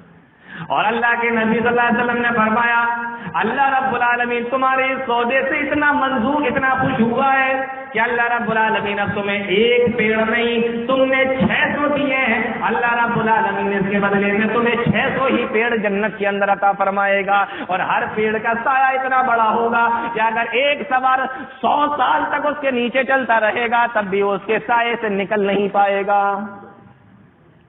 یہ تھے نبی کے صحابہ. مسلمانوں کیا صحابہ کرام تھے اور کیا ہم ہیں؟ 1 روپیہ 2 روپیہ بھی دینا ہو تو بڑا سوچنا پڑتا ہے. بہانے بنا دیے, کبھی ڈانٹ دیا, کبھی بھگا دیا. مسجد والے آئے انہیں ٹال دیا, مدرسے والے آئے انہیں ٹال دیا, جلسے والے آئے انہیں ٹال دیا. استطاعت بہت دے رکھی ہے اللہ رب العالمین نے, لیکن وہی دکھا رہے ہیں 5 روپے 10 روپے 50 روپے. بس صحابہ اکرام کی طرح اپنے اندر ایمان لانے کی, ایمان کی پیدا کرنے کی کوشش کرو. ایک صحابی رسول ہیں جن کا نام واصلہ ابن اسقر رضی اللہ تعالیٰ, غریب صحابی ہیں. اللہ کے نبی صلی اللہ علیہ وسلم نے اعلان کیا کہ ایک جنگ میں چل رہا ہے اور سب لوگ تیار ہو جاؤ, ان کے پاس میں سواری نہیں. اللہ کے نبی صلی اللہ علیہ وسلم کے پاس میں آئے اور آ کر کہنے لگے اللہ کے نبی میں بھی چلنا چاہتا ہوں لیکن میرے پاس میں سواری نہیں ہے, آپ کے پاس میں اگر کوئی سواری ہو تو مجھے دے دیجیے, میں چلنے کے لیے تیار ہوں. اللہ کے نبی صلی اللہ علیہ وسلم نے ارشاد فرمایا اے میرے صحابی میرے پاس میں بھی تھوڑی تنگی ہے, میرے پاس میں بھی ابھی سواری نہیں, میں تمہیں دے نہیں سکتا. واپس جاتے ہیں, آنکھوں میں سے آنسو نکل رہے ہیں. اللہ قرآن کے اندر فرماتا ہے تولوا واعینہم تفیض من الدمع حزنا, آنکھوں سے ان کے غم کی وجہ سے آنسو نکلتے جا رہے ہیں اور یہاں سے اپنے گھر نہیں گئے بلکہ مدینہ کے محلوں کے اندر گئے اور ایک ایک گلی سے نکل کے جا رہے ہیں اور آواز لگاتے جا رہے ہیں ہے کوئی اللہ کا ایسا بندہ جو مجھے سواری دے دے, جو مجھے اونٹنی دے دے, مجھے اللہ کے نبی صلی اللہ علیہ وسلم کے ساتھ میں ایک غزوے میں جانا ہے, مجھے نبی کے ساتھ ایک غزوے میں جانا ہے کوئی اللہ کا ایسا بندہ جو مجھے سواری دے دے. ایک گھر سے آواز آتی ہے او اللہ کے بندے ذرا رک جا, میں نے تیری بات کو سن لیا, ذرا رک جا میں ابھی آتا ہوں. یہ بھی کھڑے ہو گئے. صحابہ رسول گھر سے تھوڑی دیر سے نکل کر آئے, دیکھا تو پیر سے معذور ہے, ایک پیر کٹا ہوا ہے. صحابہ رسول کہنے لگے میں بھی اللہ کے نبی کے ساتھ میں جانا چاہتا تھا لیکن میرا ایک پیر کٹا ہوا ہے. ایک غزوے میں نبی کے ساتھ ہم گئے تھے, وہاں پر یہ میرا پیر کٹ گیا تھا, اس لیے میں ابھی گھوڑے پہ سوار نہیں ہو سکتا اور سفر اتنا لمبا ہے کہ پیدل میں چل نہیں سکتا. میری سواری گھر پہ کھڑی ہوئی ہے, اگر میں صحیح ہوتا تو میں تجھے سواری نہ دیتا بلکہ میں خود جاتا, لیکن ابھی میری سواری موجود ہے, تم بھی یہاں سے میری سواری لے جاؤ اور دعا کرنا اللہ اس کا ثواب مجھے بھی عطا فرمائے. صحابی رسول خوش ہو گئے, سواری کو وہاں سے کھولا اور اپنے گھر پہ لے کر آئے. اور جب جنگ میں جانے کا وقت آ گیا, اللہ کے نبی صلی اللہ علیہ وسلم کے ساتھ میں جنگ میں جاتے ہیں اور نبی کریم صلی اللہ علیہ وسلم کے ساتھ میں وہاں پر پہنچے. اللہ نے فتح نصیب فرمائی، بہت سارا مال غنیمت مسلمانوں کے ہاتھ آیا۔ اللہ کے نبی نے اس صحابی کو بھی کئی اونٹنیاں مال غنیمت میں سے نکال کے دی اور کہا کہ یہ تمہارا حصہ ہے، تم اس کو لے جاؤ، ہم لوگ جنگ جیت گئے ہیں، غزوے میں ہمیں فتح نصیب ہوئی ہے، یہ اونٹنیاں تمہارے حصے کی ہیں، تم اس کو لے جاؤ۔ وہ صحابی رسول اونٹنی کو لیتے ہیں اور اس اونٹنی پہ سوار ہوتے ہیں جو وہ کسی سے لے کر آئے تھے، اور سیدھے اپنے گھر نہیں جاتے ہیں بلکہ اس کے گھر پہ جاتے ہیں جس سے سواری کو لیا تھا۔ سواری سے نیچے اترے، دروازہ کھٹکھٹایا، صحابی رسول کو آواز لگائی، وہ صحابی اپنے گھر سے باہر نکل کر آئے اور آنے کے بعد کہنے لگے کیا بات ہے؟ کہا میں تمہاری سواری تمہیں لوٹانے کے لیے آیا ہوں، ہم لوگ دن سے واپس آ گئے ہیں، غزلے سے واپس آ گئے، یہ سواری تم اپنے پاس میں رکھ لو۔ انہوں نے اپنی سواری کو واپس کر دیا اور کہا یہ جو 4-5 اونٹنیاں کھڑی ہوئی ہیں یہ بھی تمہاری ہیں، یہ بھی مال غنیمت میں مجھے ملی ہیں، میں تمہاری وجہ سے اس غزوے میں جا سکا، اس لیے یہ جو حصہ ملا ہے یہ سارا کا سارا تمہارا ہے۔ کہنے لگے ارے جنگ تو تم نے کی ہے، یہ بچی ہوئی اونٹنیاں تم لے جاؤ، میری سواری میرے گھر پہ کھڑی کر دو۔ کہا کہ نہیں میں ان اونٹنیوں کے لیے تو اللہ کے نبی کے ساتھ میں نہیں گیا تھا، میں تو اس اللہ کو خوش کرنے کے لیے گیا تھا، میرا رب مجھ سے راضی ہو جائے، میرا اللہ مجھ سے خوش ہو جائے، مجھے اس کے علاوہ کچھ نہیں چاہیے۔ وہ سواری کو بھی دے دیا اور جتنی اونٹنیاں ملی تھی ان صحابی کے دروازے پہ چھوڑ کر وہ صحابی رسول اپنے گھر پہ چلے جاتے ہیں۔ اللہ رب العالمین کو خوش کرنا ہے، اللہ کی اطاعت، رسول کی اطاعت، اللہ خوش ہو جائے، نہ مال کی ضرورت نہ جائیداد کی ضرورت، یہ ساری کی ساری چیزیں تو بات کی ہیں، اصل ہے کہ اللہ راضی ہو جائے۔ خوب مال و دولت دنیا کے اندر اکٹھا کر لو اور اللہ ناراض ہے تو کوئی فائدہ نہیں۔ اس لیے میرے بھائیوں بات بہت زیادہ بڑی ہوتی چلی جا رہی ہے، میں آپ کو کافی باتیں بتانا چاہ رہا تھا لیکن میں سمجھتا ہوں کہ مجھے اپنی بات ختم کر دینا چاہیے کیونکہ رات کا کافی حصہ گزر چکا ہے، اور دوسری چیز یہ ہے کہ میں دیکھ رہا ہوں کہ لوگوں کو ٹھنڈک محسوس ہو رہی ہے۔ آئیے میں آپ کو بتاتا ہوں، ایک موقع پر اللہ کے نبی صلی اللہ علیہ وسلم نے، صحابہ ایسے بیٹھے ہوئے ہیں، اللہ کے نبی صلی اللہ علیہ وسلم نے ایک موقع پر اعلان کیا، آپ نے پوچھا تم میں سے کون ایسا آدمی ہے جس نے آج روزہ رکھا ہوا؟ حضرت ابو بکر صدیق رضی اللہ تعالیٰ عنہ کھڑے ہو گئے، کہنے لگے اللہ کے نبی میں نے روزہ رکھا ہے۔ آپ نے پھر پوچھا تم میں سے کون ہے جو آج کسی کے جنازے میں گیا؟ ابو بکر صدیق کھڑے ہو گئے، کہنے لگے اللہ کے نبی میں جنازے میں گیا۔ آپ نے پھر پوچھا کہ کون ہے جس نے آج کسی مریض کی عیادت کی؟ اللہ کے نبی صلی اللہ علیہ وسلم پوچھتے ابو بکر صدیق رضی اللہ تعالیٰ عنہ پھر سے کھڑے ہو جاتے ہیں، اللہ کے نبی میں گیا، میں نے مریض کی عیادت کی۔ آپ ان سے پوچھتے جاتے ہیں، وہ برابر کہتے ہیں اللہ کے نبی میں نے کیا، میں گیا، میں نے مسکین کو کھانا کھلایا، میں نے مریض کی عیادت کی، میں جنازے میں گیا، میں نے روزہ رکھا۔ ہر بات پر اللہ کے نبی صلی اللہ علیہ وسلم کے وہ کہتے ہیں انا ابو فقال ابو بکر انا، ہر بات میں حضرت ابو بکر کہتے ہیں کہ میں گیا، میں نے کیا، میں نے کیا۔ اللہ کے نبی صلی اللہ علیہ وسلم نے فرمایا کہ اگر یہ سارے کام مجتمعنا فی امرئ الا دخل الجنۃ، اگر یہ سارے کام کسی آدمی کے اندر اکٹھا ہو جائے تو ایسا آدمی جنت کے اندر چلا جائے گا۔ ہم لوگوں کو مہینوں گزر جاتے، نہ کسی کی عیادت کرنے گئے، نہ کسی کے جنازے میں گئے، نہ روزہ رکھا، فرض روزے نہیں رکھتے، نفلی تو بہت دور کی بات ہے، نہ مسکینوں کو کھانا کھلایا۔ مسلمانوں یہاں سارے کام ایک ہی دن کے اندر حضرت ابو بکر صدیق کر رہا۔ ایک صحابی آئے اللہ کے نبی صلی اللہ علیہ وسلم کے پاس، آ کر کہنے لگے اے اللہ کے نبی میرے جو رشتہ دار ہیں ایسا لگتا ہے پوری دنیا میں سب سے برے رشتہ دار مجھے ہی اللہ نے دے دیا، ایک دم اکھڑ ٹائپ کے، سب سے خراب رشتہ دار لگتا ہے مجھے ہی ملے۔ ارے بھائی کیا ہوا؟ کہا اللہ کے نبی میں ان سے اچھی طریقے سے بات کرتا ہوں، وہ میرے اوپر کھسیاتے ہیں، چلاتے ہیں، میں ان سے رشتہ داری کو مضبوط کرنا چاہتا ہوں، جوڑنا چاہتا ہوں، وہ توڑتے ہیں، کاٹتے ہیں، میں ان سے اچھے طریقے سے ملنا چاہتا ہوں، وہ میرے اوپر چڑھ دوڑتے ہیں۔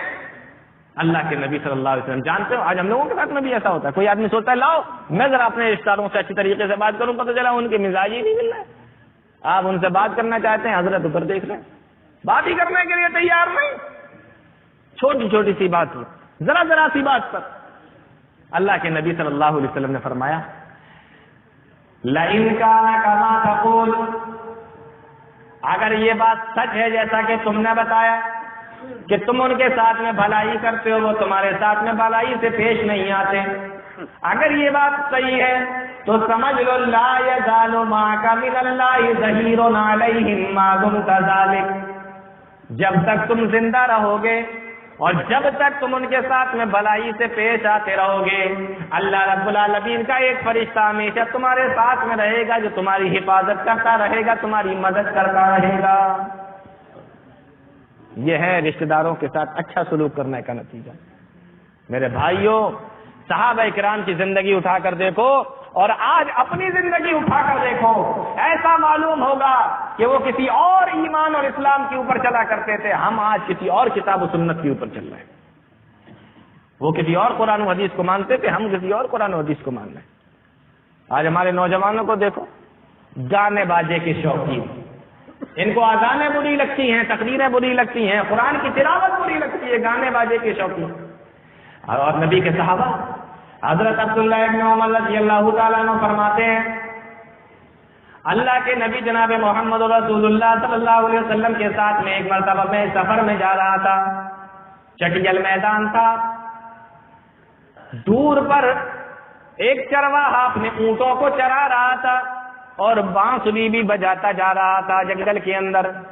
اللہ کے نبی صلی اللہ علیہ وسلم کے کانوں میں بانسری کی آواز آئی۔ عبداللہ ابن عمر کہتے ہیں میں چھوٹا سا تھا، نبی کے کانوں میں بانسری کی آواز آئی، نبی نے اپنی دونوں انگلیوں کو کانوں میں ڈال لیا اور مجھ سے پوچھا، آگے نکل گئے اور مجھ سے پوچھا اے عبداللہ کیا وہ آواز اب بھی آ رہی ہے؟ میں نے جواب دیا کہ ہاں ابھی بھی آ رہی ہے۔ اللہ کے نبی اور آگے چلے گئے، آپ نے پوچھا کیا وہ آواز اب بھی آ رہی ہے؟ میں نے کہا کہ ہاں وہ اب بھی آ رہی ہے۔ اللہ کے نبی اور آگے چلے گئے، پھر پوچھا کیا اب بھی وہ آواز آ رہی ہے؟ میں نے کہا اللہ کے نبی وہ آواز اب نہیں آ رہی ہے۔ اللہ کے نبی جناب محمد رسول اللہ صلی اللہ علیہ وسلم نے اپنی انگلیوں کو کانوں میں سے نکال لیا۔ حضرت عبداللہ ابن عمر ایک مرتبہ اپنے غلام کے ساتھ میں جا رہے ہیں اور بانسری کی آواز انہیں سنائی دی، کوئی چرواہا بانسری بجا رہا تھا، اپنے اونٹوں کو چرا رہا تھا۔ حضرت عبداللہ ابن عمر نے بھی اسی طریقے سے اپنی انگلیوں کو کانوں میں ڈال لیا اور برابر اپنے غلام سے پوچھتے جا رہے ہیں۔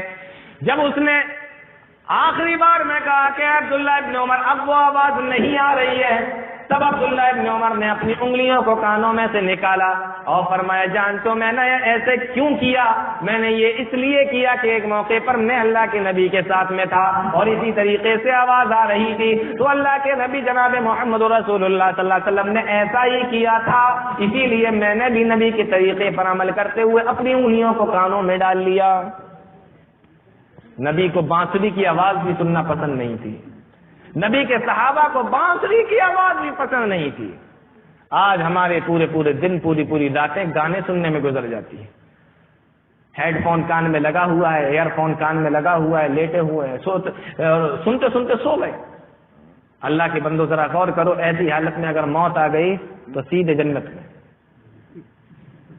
ہے نا، بنا حساب و کتاب، بغیر کسی حساب و کتاب کے سیدھے جنت میں۔ آپ تو بڑا نیک کام کر کے آئے نا بھائی، اور مر نہیں سکتے کیا؟ سوتے میں کوئی مرا نہیں ہے آج تک ہے؟ بہت سارے لوگ تو کہتے ہیں کہ آدمی سویا اور صبح پتہ چلا کہ وہ ختم ہو گیا۔ کچھ لوگ مذاق بھی بناتے، کہنے لگے بھائی کیسے موت ہو گئی؟ پتا نہیں، کوئی بتا رہا تھا رات میں سوئے سانس لینا بھول گئے کر، لوگ مذاق بھی بناتے ہیں۔ لیکن میرے بھائیوں ذرا غور کرو، اندازہ کیجیے، ایئر فون کان میں لگا ہوا ہے اور سو گئے، سنتے سنتے سو گئے۔ بتائیے ایسی حالت میں موت آ گئی تو اللہ رب العالمین کیا مسلمانوں کیا جواب دو گے؟ بہت ساری باتیں ہیں، میں آپ کو کہاں تک بتاؤں نبی کے صحابہ کا کیا طریقہ تھا اور آج ہم اور آپ لوگ کیا کر رہے ہیں۔ نبی کے پاس میں ایک مرتبہ دو صحابی آئے، چلیے میں اس کو اپنی آخری بات بناتا ہوں، اس کے بعد انشاءاللہ بات ختم کرتا ہوں۔ نبی کے پاس میں دو صحابی آئے، اللہ کے نبی صلی اللہ علیہ وسلم کے پاس میں پہنچے اور آ کر کہنے لگے اے اللہ کے نبی، ہم دونوں کے درمیان میں ایک چیز کو لے کے جھگڑا ہو گیا ہے، اس کا فیصلہ کر دیجئے۔ نبی صلی اللہ علیہ وسلم نے فرمایا کیا بات ہے؟ کہا ایک زمین ہے، ایک صحابی کہتے ہیں وہ زمین میری ہے، دوسرے کہتے ہیں اللہ کے نبی نہیں وہ زمین میری ہے۔ اللہ کے نبی میرا فیصلہ کر دیجئے۔ اللہ کے نبی صلی اللہ علیہ وسلم نے دونوں کی باتوں کو سنا، اور سننے کے بعد آپ نے فرمایا کہ میں نے دونوں کی باتوں کو سن تو لیا ہے، اور اب میں فیصلہ کرنے جا رہا ہوں کہ وہ زمین کس کی ہے، لیکن میرے ساتھیوں ذرا سن لو، اگر میں تو تمہاری باتوں کو سننے کے بعد میں فیصلہ کر دوں گا مجھے جس کی بات صحیح لگے گی، لیکن اگر میں نے فیصلہ کر دیا تمہاری باتوں کو سننے کے بعد میں نے کسی کے حق میں فیصلہ کر دیا اور حقیقت میں وہ زمین اس کی نہیں تھی، تو سمجھ لینا کہ میں اس کو زمین نہیں دے رہا ہوں بلکہ جہنم کا ایک ٹکڑا اس کو دے رہا ہوں۔ اللہ کے نبی صلی اللہ علیہ وسلم فرماتے ہیں اب میں تمہارا فیصلہ کرنے والا ہوں۔ لعل بعضکم ان یکون الحن بحجته فمن قضیت له بحق یقین فانما له قطعۃ من النار، میں اس کو جہنم کا ایک ٹکڑا دے رہا ہوں۔ اللہ کے نبی صلی اللہ علیہ وسلم فیصلہ کرنے لگے، صحابی رسول کہنے لگے اللہ کے نبی رک جائیے۔ فرمایا کیا بات ہے؟ کہنے لگے اللہ کے نبی وہ زمین ان کی ہے میری نہیں ہے۔ اب دوسرا والا کہتا ہے اے اللہ کے نبی وہ زمین میری نہیں ان کی ہے۔ اب ایک کہہ رہا اللہ کے نبی ان کو دے دو، دوسرا کہہ رہا اللہ کے نبی ان کو دے دو۔ اللہ کے نبی صلی اللہ علیہ وسلم فرماتے ہیں کیا معاملہ ہے؟ ابھی جب میرے پاس میں آئے تھے تو کہہ رہے تھے میری ہے، لیکن جب میں فیصلہ کرنے لگا ہوں تو کہہ رہا ہوں ان کی ہے، دونوں لینے کے لیے تیار نہیں ہو۔ کہنے لگے اللہ کے نبی یہ تو ذرا سی زمین کا ٹکڑا ہے، دنیا میں چلا گیا، لیکن کل قیامت کے دن اس کے بدلے میں اللہ نے اگر جہنم میرے نام میں کر دی تو اللہ کے نبی میں کہاں جاؤں گا؟ میں اس سے کیسے بچوں گا؟ وہ جہنم اگر اللہ رب العالمین نے اس کے بدلے میں مجھے دے دی تو میں کہاں جاؤں گا؟ میری نیکیوں کا کیا ہوگا؟ میرے ایمان کا کیا ہوگا؟ میرے اعمال کا کیا ہوگا؟ اللہ اس کی وجہ سے مجھے جہنم میں بھیج دے، ایسی زمین مجھے بالکل بھی قبول نہیں ہے۔ زمین لینے سے انکار کر دیا، اس کے بدلے جہنم ملے ہمیں نہیں چاہیے۔ مسلمانوں ہم تو ایک ایک انچ زمین کے لیے لڑے جا رہے ہیں، مرے جا رہے ہیں، ایک بالش کے لیے، ایک انچ کے لیے، اور جب ضرورت پڑی تو مسجد کی بھی دوا لی، مدرسے کی بھی دوا لی، یتیم کی بھی دوا لی، بیواؤں کی بھی لے لی، جس کی زمین ملی سب ہڑپ کرتے چلے گئے۔ یہ نبی کے صحابہ کا طریقہ نہیں تھا۔ میرے بھائیوں بہت ساری باتیں بتانے کی تھی، لیکن میں نے یہ چند باتیں